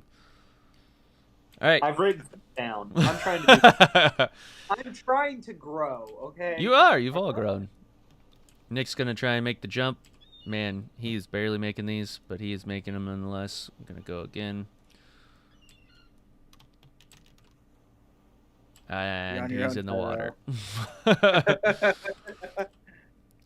Tyrell. Sorry, no. Easter's up, then Tyrell. What you want to do, Easter? Alrighty, I'm going to start off with attacking from my Echo's location. Okay, I got a 12. Does that hit? It does not hit. Okay, swing again. I'm sorry, I'm going to... But you guys have to use your D4 on this turn. Okay. Good reminder. Yeah. Right, Christian? Yes, as long as you maintain concentration, that's how long it's gonna... Yeah, so you have to use your D4 on this turn. Okay. I got a 22. You got to get into it, Josh. You gotta be like, I can't hold it much longer. I need you to... I'm concentrating to bless you. No, nothing. No, it's not. It's You don't have both your hands on your temples, just like I'm trying my best to teach these kids. No, I'm more like I'm blessing you guys. Hey, everyone, like Blimdu pull up is blessing you. Okay. Do you feel blessed? Okay. Do you feel blessed? Stony, can you feel it? You can feel it, can't you? Tell me you can feel it. I know you can This feel is it. much more of a Blibdoo Pulip blessing. Yes, you're right. I was not giving proper role play to you. That's that. Yeah. Sailor, yeah, you're feeling it, aren't you? Oh, I know you are. I know you are. You're welcome. Don't even bother. Don't even bother. You're welcome. Nobody worry. Nobody worry. Truly, it's me. Truly, it's a gift to me. Really, it's selfish. It's selfish, if anything. All right, as Tug's dialogue sort of fades in the background as Detective Easter is continuing his his move. 22. That does hit. Okay. 12 damage. Okay. Then I'm going to attack again. All right.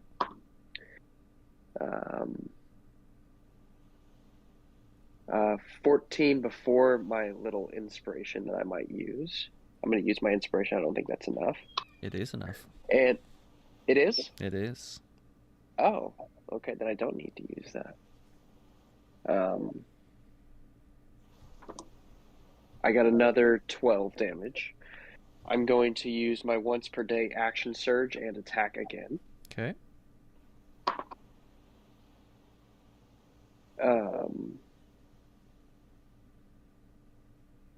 A 16. That hits. Okay. And I did 9 damage. Okay. With that one. And then I'm going to use my Echo Unleash Incarnation. So I get to... Wait, let me make sure that that's right. Yeah, so I'm going to use my Unleash Incarnation so I get to attack again. And I rolled a 20... That breaks. Okay, yeah, okay. And it is a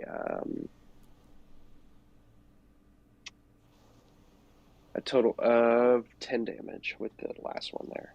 Okay. So I used my big bonus attacks on that one. Gotcha. I haven't used my action surge or my unleash incarnation yet. But those are fun to get extra attacks in. Unleash Incarnation.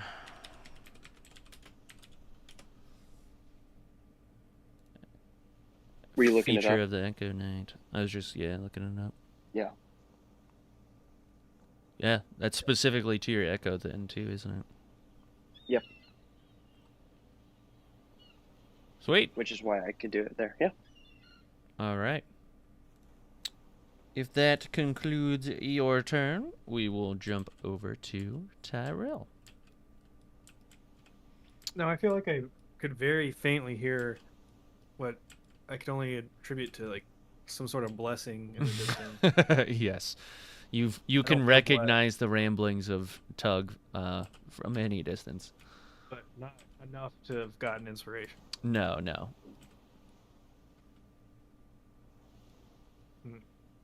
Unfortunately. Well, if I look around, are there any other potential pathways? I mean, it looks like I'm going to have to go at least to this next rock in front of me, but... You notice back from where you came, there was maybe some pathways if you jumped over to some stalactites or hugged the wall, which would then lead to some debris, which maybe led to some platform stuff. But aside from that, there's just the path in front of you and the water beneath you. Isn't it always just the path in front of you? You can backtrack. That's still the path in front. Not if you walk backwards. Oh. True. I'm gonna go forward. All right. Give me a roll. You just watch Nick slip into the water. That's a nat 20. Damn! You kind of Go, wish go. somebody else saw it. Yeah, it was a beautiful jump. Did it look like I flew? It did. Levitated almost. Just like, it was like there was a path there in between the rocks and you just stepped across it, no problem. Well, I'm feeling pretty proud, and I'm thinking, like, in the back of my mind that if Ranger Steve was here, he'd be really proud of me for actually doing something. So Nick kind of sputters to the top, and he says, "Oh, Tyrell, I took your advice on masking my scent by this dingy water. I see this. Yes. Would you mind helping a fellow up after you've made your jump?" Oh, of course.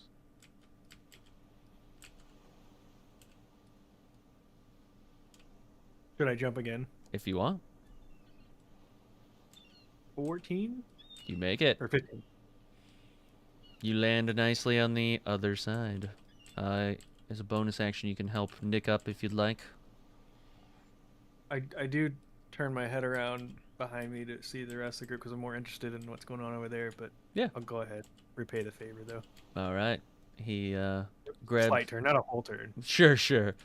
You send your rope down and pull him up, no problem, and he joins you on the ledge as he floats 5 feet in the air.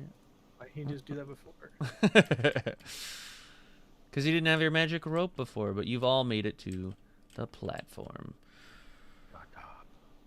The Fomorian's turn. So the Fomorian is going to sort of heft his large stalactite in his hands, and he's going to swing it in a circular motion around him with his great club. So, let's see, it is a +9 to hit.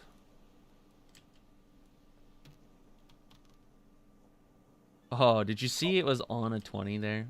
Or was it 16? Just It was rolled so to a close. 3. So a 12. And Does not hit my echo. okay. 12 I don't think breaks Soul's armor class either, does it? Ian? I mean, Sailor Sun. Sailor Sun. It's hard to keep track. No. All right, it's going to take its second swing, so its first swing is just too high, and you feel the wind of this thing as it rushes over both of your heads, and you think to yourself, yeah, I really don't want to get hit by this thing.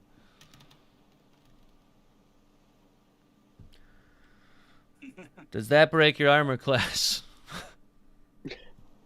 A 5 plus 14 9? in total. 14? No. Soul? The echo is an 18. Damn. But No. it has 1 health. No. Okay, so again, it swings its great club, stalagmite, I keep switching, it doesn't matter, same thing, giant stone club.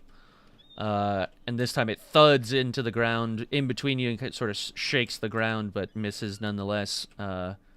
It just seems that it can't make contact, and for some reason it can't roll well, like it always can't roll well against you guys. It's going to be Soul's turn, or Sailor Sun, whichever iteration you're currently in. Alright, I'm gonna use Eldritch Blast. Nice. Yeah. It's my move to go to. My Expelliarmus, you might say. You always are trying to kill. I'm trying to just... I don't know. Is there a check that this needs to try and beat? There is. Hold on. Don't remember how blessed you feel. Well, it's been a few weeks. It's probably that same check of 17, I would imagine, but Yes, just it is. which 1d10 force damage.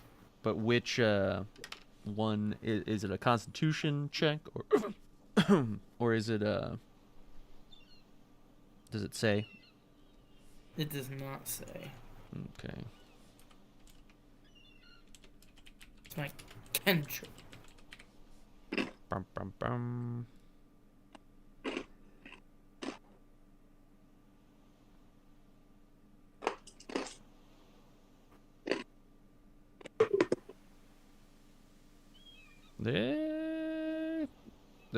There's no, so it's just It's a ranged spell attack, so you just need to roll a d20 to see if you break the armor class. There's no check it needs to make.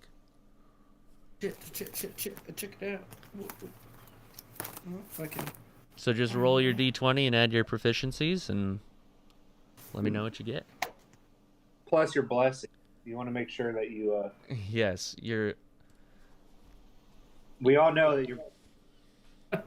Alright, you rolled a 13. With.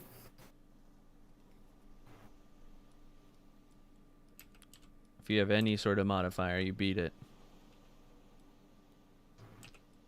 Which, if you haven't used your blessing yet, then your blessing will allow you to beat it.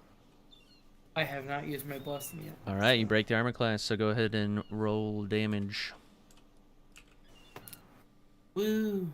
Cool. I rolled a 9. Okay. So you sort of send out this blast of crackling energy as it streaks towards the Fomorian, sort of hits it in its flank, its big meaty thigh, and it sort of, its knee buckles from the force of the blast.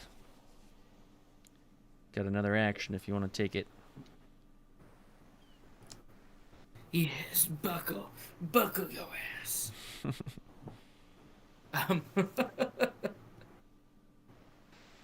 Can I flip over behind it? Sure. Cool. So you're not disengaging, you're just moving directly behind it kind of thing? Yes. Gotcha. That way when it's on its knees begging Oh. someone can attack it. Alright, so you made your action to move behind it and get in a little bit more of an advantageous position. So you wanted to beg from behind. I like going behind. Stony, you're up. What you want to do? Oh yeah, just hauling ass right towards him. Alright, Stab him. you close the gap. Bunch of cool shit's gonna happen if I hit him. We shall see. Okay. Does a 19 beat his armor class? It does. Okay, I'm gonna use green flame blade cantrip. So add some fire damage as well as a smite. I looked it up. You can use them together. So it's 5d8 total. Okay. And one of the d8 is fire damage.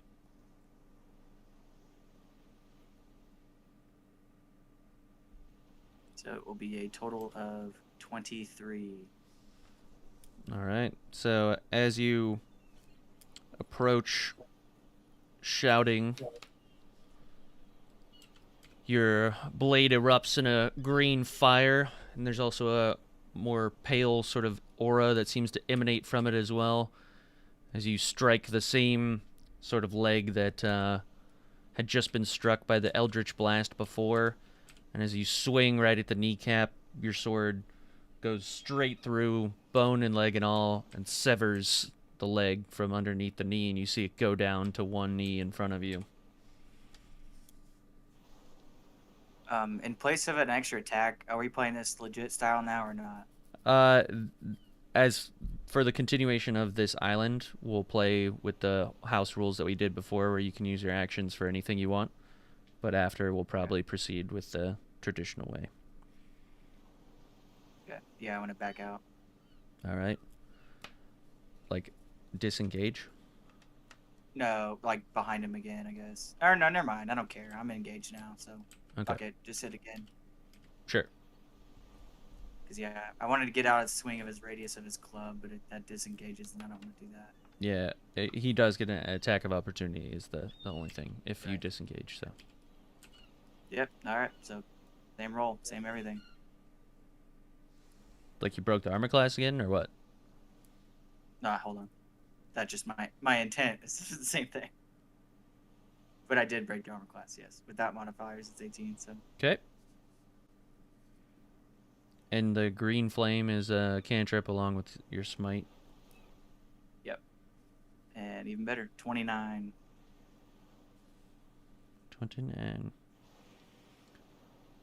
All right, so you go to hack at its hand this time. That is sort of down by its leg. And you manage to chop off some fingers with the same arc of green, white light flame as it severs the 4 phalanges, leaving only his thumb on his left hand. Eat your pet to grow. Lots of Harry Potter references tonight. Let it be known it is every night. I bet if you looked back, there's at least one a night. Tug, I believe that brings us to you.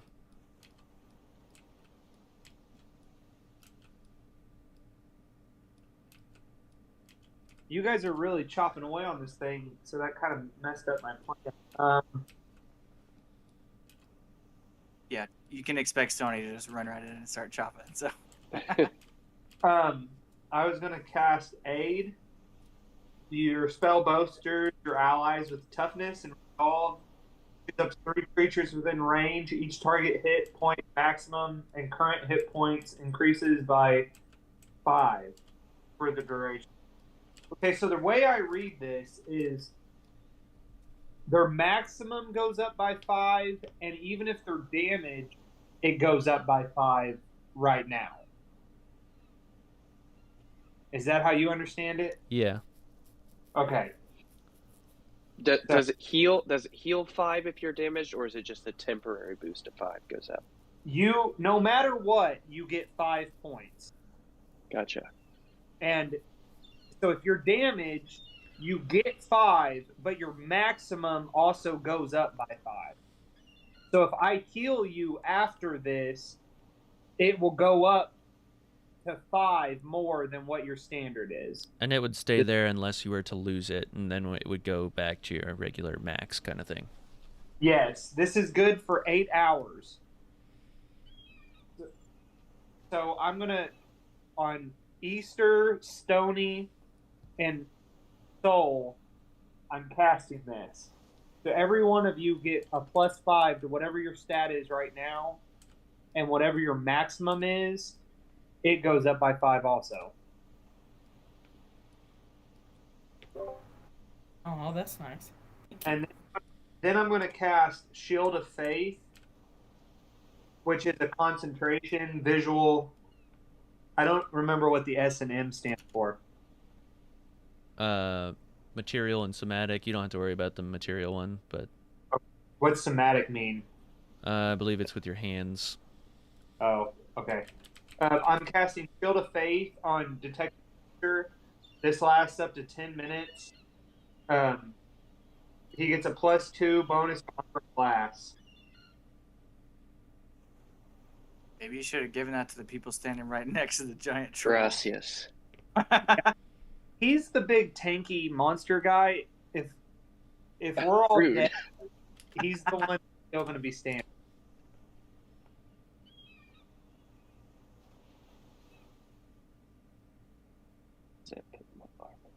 Oh, that's a real nice armor class now.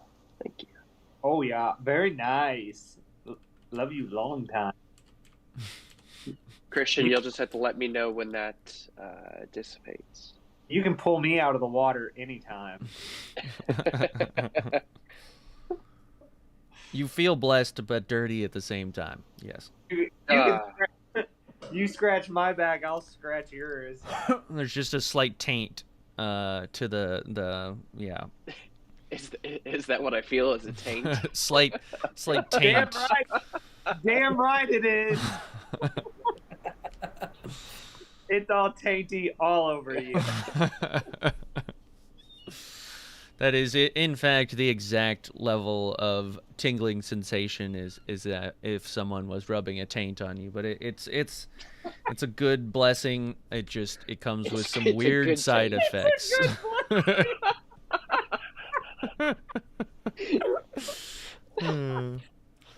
It's just not for everybody. Yeah, that's just the kind of like feeling you get when you're blessed by a Blibdu pull-up. Like it you know, it's good. It helps. That's how I would expect it to feel. Yeah. But it's kind of gross, yeah. Mm-hmm.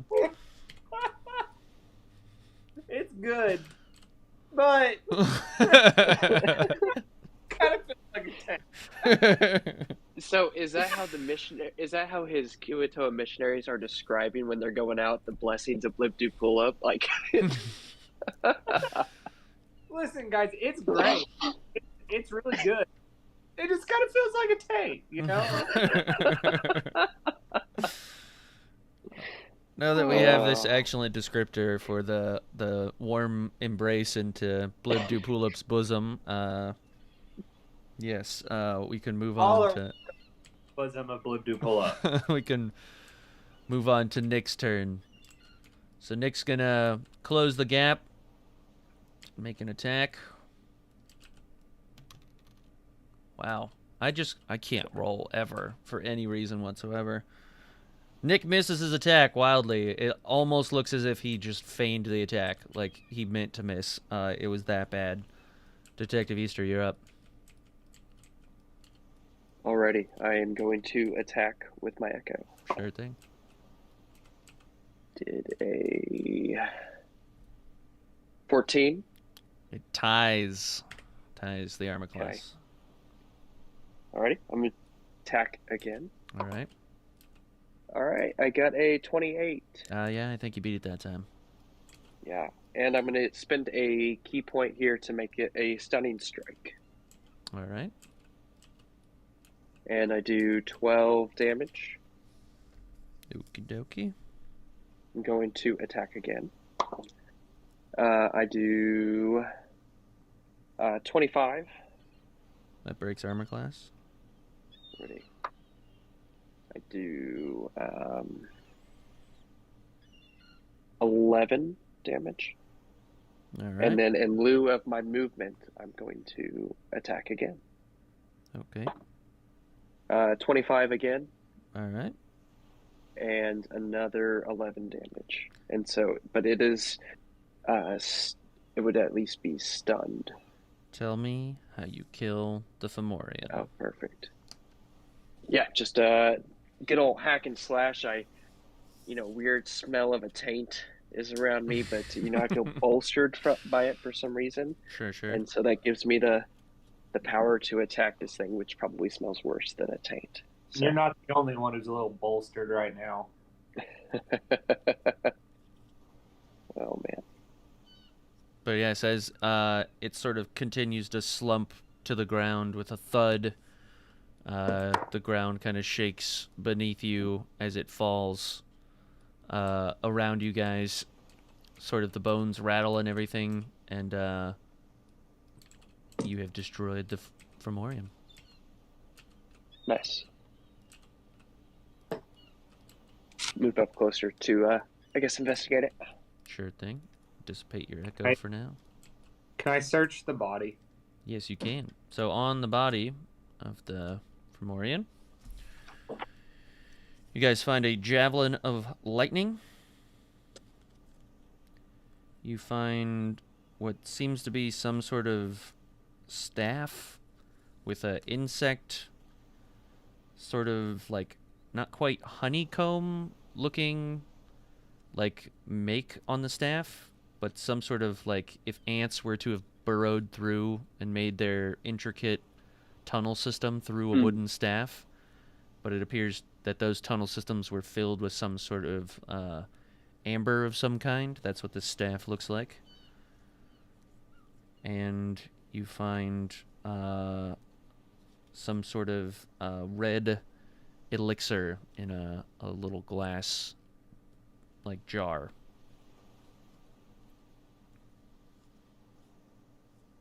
Tyrell, can you determine what this elixir is? He's still not back. Oh, I didn't realize he left. I didn't either. Uh, Most of you can. Yeah, he's in a work call. Gotcha. Do I know anything about this javelin or staff? As a... I'm trying to think who was with a certain person. Just to bypass that a Who? little bit, you remember that it would be of particular use to Tyrell.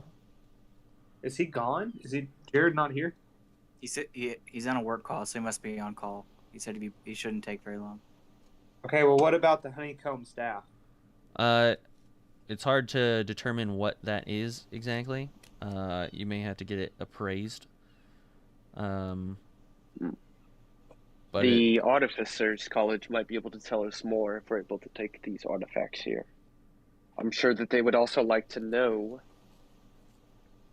that at least somebody out here is trying to capture lightning in a bottle and raise the dead. These kind of experiments we might have to follow up on there. They are the type to experiment in all sorts of ways with technology and science, so Well, it might be good. So it was interesting in the manner in which you found these things on the Fomorian, right? So this hulking sort of ugly, cursed looking thing with lots of like it's almost like exaggerated leprosy or something.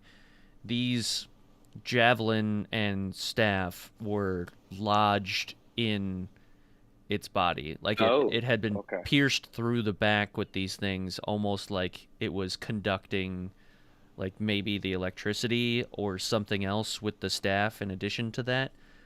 But it looked like these had been surgically implanted into this creature.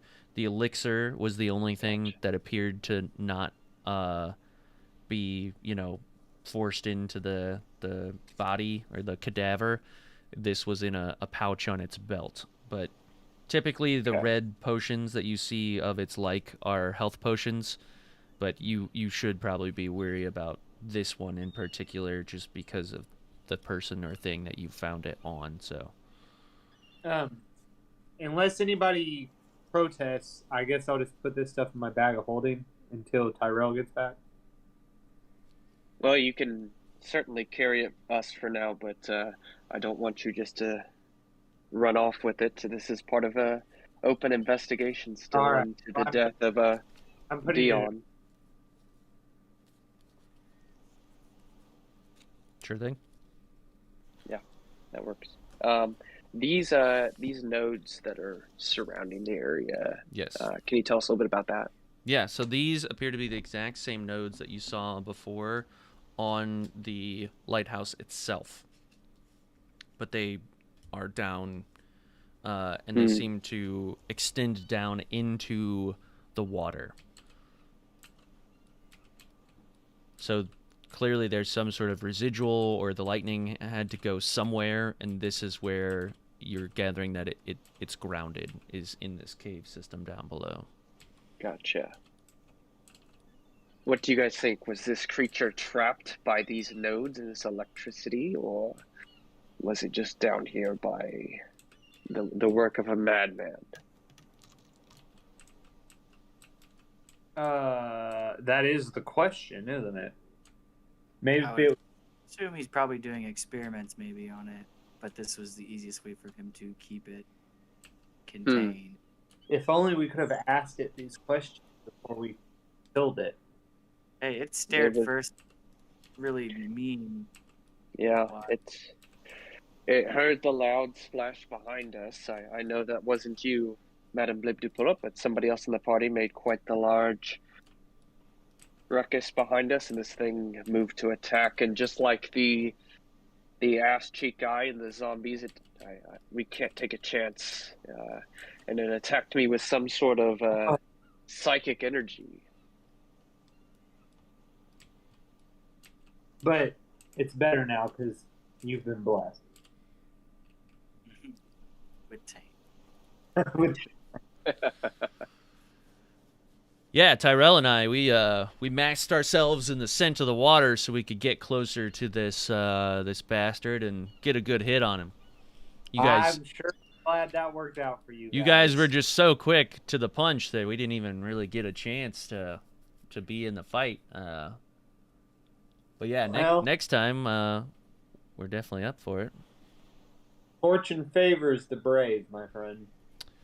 Well, we were kind of at the back of the pack, and well, there, something happened, and the creature was alerted, and next thing we know, you guys are fighting, and we're just trying to get across to you as fast as we can. We're just glad you guys are okay. Yes, I'm happy that everyone is in good health. I think that we should continue on. It's a team effort. You guys would have been there to pick us up if we were knocked down. Yeah. So, where to next? I mean, maybe we should search this cave some more. Yeah, Is there any... you really think there's more down here? I mean, big bad guy, right? That's about it. That's the extent of the cave system. Is there any other walkways off of this platform? So you see the one over to the right, which appears to point you towards the ocean. You get a little bit better view here. You can see there's sort of the water swelling, rising, and lowering over by that entrance or exit. You see there's another platform a good little chunk away, and there appears to be another alcove back farther that direction. Can I go look at the mushrooms? You've said mushrooms quite a few times. Yeah, I was going to look at those. Are there any blue mushrooms that might be used in a certain So drug ring? there is everything from red and white spotted mushrooms to blue and white spotted mushrooms, and then just your regular old sort of like, I don't know, capped ones, just your white capped mushrooms. Weren't red ones make you big and blue ones give you powers? I mean, you've heard many stories of mushrooms, and powers may be a bit of an exaggeration, but they'll take you places. Do I recognize the blue and white mushrooms? You do in fact recognize these blue and white mushrooms. They From my case. Yes, they only grow in very specific conditions. I'm going to smash all the blue and white mushrooms. I pick blue and I'm picking some mushrooms. I was there first. I've already got a handful. So as you're picking up every mushroom, Tug, you see Detective Easter stomping these, and Detective Easter, you see Tug with all these mushrooms. So, I wouldn't ingest those if I were you. In fact, I'd make sure that they don't make their way back to Nicantes. What do they do? Well, in the wrong hands, you could reopen a drug cartel. So, what do they do? So, well, certain people like to get high off of these mushrooms, and they have been invading our city, turning people's brains into mush. It's time to get drugs off the streets. These kids are getting hooked. So, anybody want some of these blue or red mushrooms?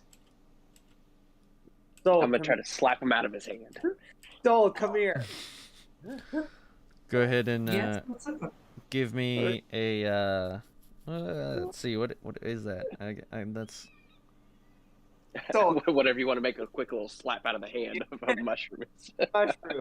yeah. This will help you. Give This Aim will, at the hand. this will let you have a better understanding of your situation. I rolled a 10, whatever you want to add to Christian, or whatever kind of roll you want to make that. We'll do sleight of hand, dexterity. Dexterity, so I got a 19. Tug, what's your dexterity check that you would have here? So what's your 8 plus your proficiency plus your dex modifier? Plus my dexterity modifier. Yeah. 3, 4. Sorry, my sleight of hand's only a +5, so it's 15. Well, if it's proficiency plus dexterity. Well, it's only your proficiency if you're proficient in sleight of hand. Dexterity. And sleight of hand. So 8 plus you probably don't have proficiency in sleight of hand plus your dex modifier. Yeah, so 8, 9, 10. It's 10. Okay, so he successfully smacks the mushrooms out of your hand. I bend I'm over. just going. I'm I gonna try bend. to stomp just the blue ones. So you get 3 out of the 4 blue ones smashed on the ground before he manages to pick up the 4th one. Madame Bilibdupulop, I need you to dispose of the blue mushrooms. It is not wise to keep those on you. I will trust that you will do the right thing here, and that I shouldn't have to babysit you. I'm gonna walk around to the other mushroom piles and stomp the blue mushrooms. Sure thing. So, Soul, I still think you need to eat this blue mushroom.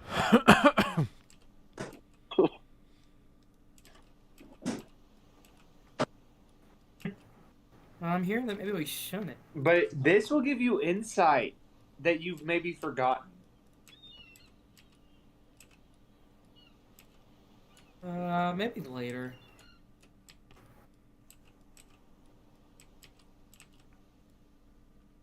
Does anybody want to eat the blue mushroom? You're like the worst drug dealer.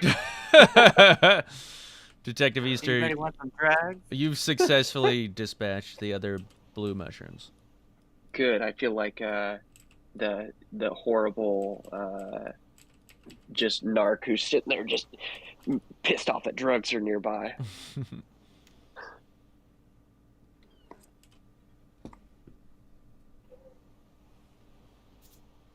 Anybody else? Anything else? Nick What'd says, you roll I'll eat the for? blue mushroom. I give it to Nick. Nick pops it in his mouth and sort of chews it and kind of makes a little like scrunchy face and like rubs his nose with his finger. He Nick's goes, kind of the only person who would be outside of my jurisdiction, though, right? yeah. And he goes, it's kind of Yeah. tangy. Weirdly enough. Are you sure it's not Not kind of what? tainty? No, it wasn't tainted in any way, as far as I can tell. But yeah, interesting mushroom. I have a nice greenhouse back at my manor, and we grow all sorts of things. This one I'll have to add to the collection. We'll have to see if there are any more of these mushrooms around. Well, there was until Mr. Party Pooper. Oh, we know the conditions they can be grown in. I can replicate those in my greenhouse or my lab anytime I want. The fact that we know these mushrooms are here now and I've documented what it tastes like, yeah, I think it'd probably go pretty well in a stew or something. Raw, though, I don't know. Not much potential. But we'll see. Sometimes this stuff takes a minute to set in. What if you only know how it is raw? Well, you got to start somewhere.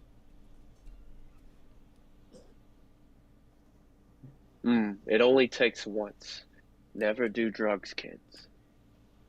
Well, I mean, there's plenty once- of good drugs, too. I mean, I create a great number of things in my botany lab. I mean, you know, herbalism and all that are well practiced in Canthes. But yeah, there's good and bad drugs. Everything can be abused, just like alcohol. I'm sure that's why the keepers of justice are such upright citizens and never partake in alcohol, God forbid. Oh, there's times where alcohol is allowed, and there's times where it's not. You will not find me misabusing my power. Can I go look at the pathway towards the ocean? Sure, like over this direction. I don't know. This is the one that was sort of surging with the water. So stepping out onto the break here, you can kind of see that, yes, that's probably where the ocean water is coming in, and you're kind of a little disoriented, but you think that might lead out to where the back of the island was.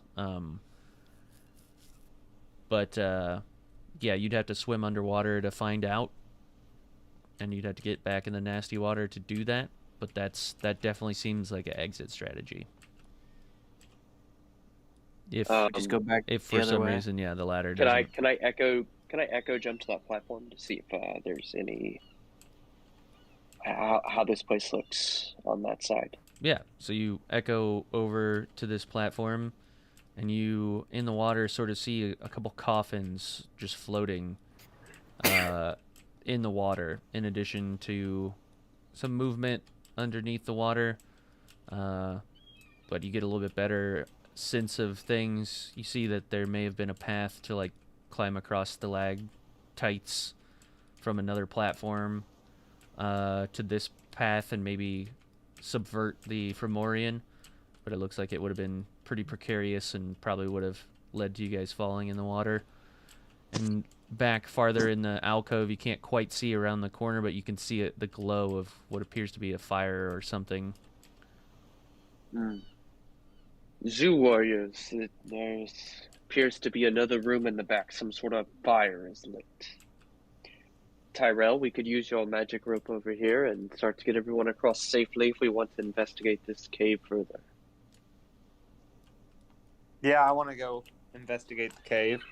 Tyrell sort of sends his magic rope up to the stalactites and creates like a little bit of a rope swing and swings across to the other side. I'm glad you were so willing to do this and so eager to do it quickly. Yeah, I'm gonna follow. All Yeah, right. me too. I'm thankful for Tyrell and his quick decision making. We should all follow. You all follow, indeed. Did you sneeze a little bit ago, Ian? Is Soul back? I am back. That's so good. What are we doing? So you see these coffins in the water, and they appear to be floating. They're not really a distance you could jump across. I mean, Detective Easter, obviously, you could maybe echo across, but they almost appear to be potential like rafts or boats for you to sort of go deeper into the cave. Gotcha. How about that ledge? Does it look like enough room to walk? Yeah, just barely. I mean, it looks like it's just as slippery as the other rocks, so it seems like it would be precarious for you, but you could attempt it for sure. Gotcha. How many coffins are there? So there's about 3 coffins floating around in the vicinity. You could probably fit maybe 2 of you to a coffin. Yeah. Well,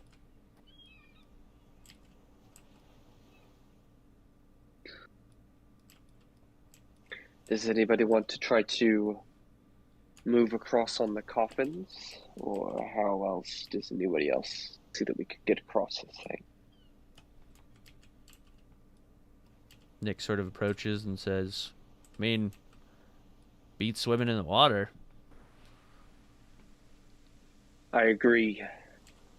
Except for perhaps maybe Madame Libdupulop and Stony might disagree. I do not know if they are quite taken to the water. Rather not get in yeah. that water. I mean, there's good water and there's bad water. Well, I'll get down on the first raft. All right. So you sort of set foot on the first coffin raft, and Nick sort of joins you. And he sort of looks at you and he says, do we paddle with our hands, or what are you thinking? I could stick my feet out the back and sort of kick my feet. Yeah, I'll let him do that. I'll let him be out the back. I'll kind of hold on to him and use him as the motor of the boat here. He says, now, just to let you know, you better hold on tight, because there's going to be a torrent of water that's going to spew up when I start kicking my feet. I'm a furious kicker. I'll make sure that your power does not throw us overboard. So yeah, he starts to surge his feet in the water, and you guys make a little bit of movement forward, at least to the next sort of small area here. Paddle faster! As you guys approach around the corner, you see what appears to be 2 figures, maybe female in form, with their backs to you, just working on a table, and blemmicks and everything, like any manner of cauldrons and decanters and ingredients and everything. you could just see the warm light of candle glow, and then there appears to be some sort of chair with 3 mirrors or little I don't know what you would call them, like vanity mirrors, I guess is the best term, around a chair, but they seem very preoccupied with what they're doing. Was there a path to the right? There's a little like rock pathway, and then there's appears to be like a little tight passageway. Yeah. But sort of around to the left, you can't quite see just yet, but it sort of opens up a little bit in the room. Gotcha. Well, I want to try to use cover here while we wait on the rest of the group to see what their movements are, and I'm going to come up towards that right-hand side. Sure. So you guys sort of push up. Try to be quiet. Yeah, and you dock over there, and just sort of peeking through, you can hear the rush of the ocean from the outside. It doesn't sound like there's like water coming in, but you can definitely hear an opening. Like there may be a quick escape out towards the front of the island here. And can we see the mirror from this ledge at all? Not from this corner, no. Okay. All right. I'm gonna wait to see if any of the rest of the group is trying to join us, and I'm gonna, direct them that they can safely get on that dock if that's a way that they were trying to go. Sure. I can tell you guys right now that I cannot play until 11 o'clock. Oh, I was just about to bring up the fact that if we get everybody on the boats, we can call it a night for tonight. I just dropped my phone. Surprisingly quiet for you dropping your phone. Yeah, I halfway caught it and then it landed on the table. Yeah, I'm gonna. At 11 o'clock had a hard R in there.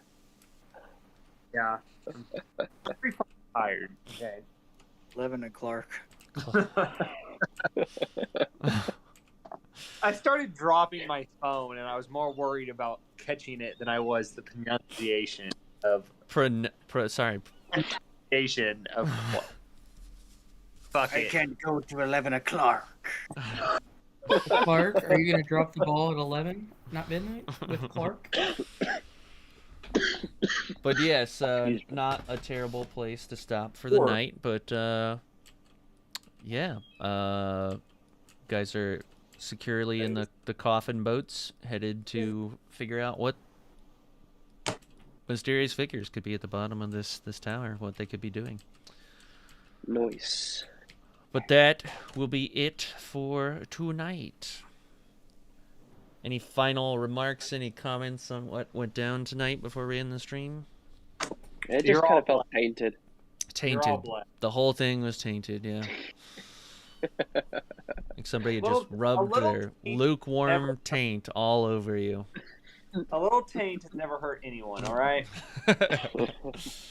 Just keep that in mind the next time Blibdoopulip actually blesses you. Just a lot a of little taint. Mm-hmm. Never hurt anybody. I like it. All right. Say goodnight to the stream. Good night.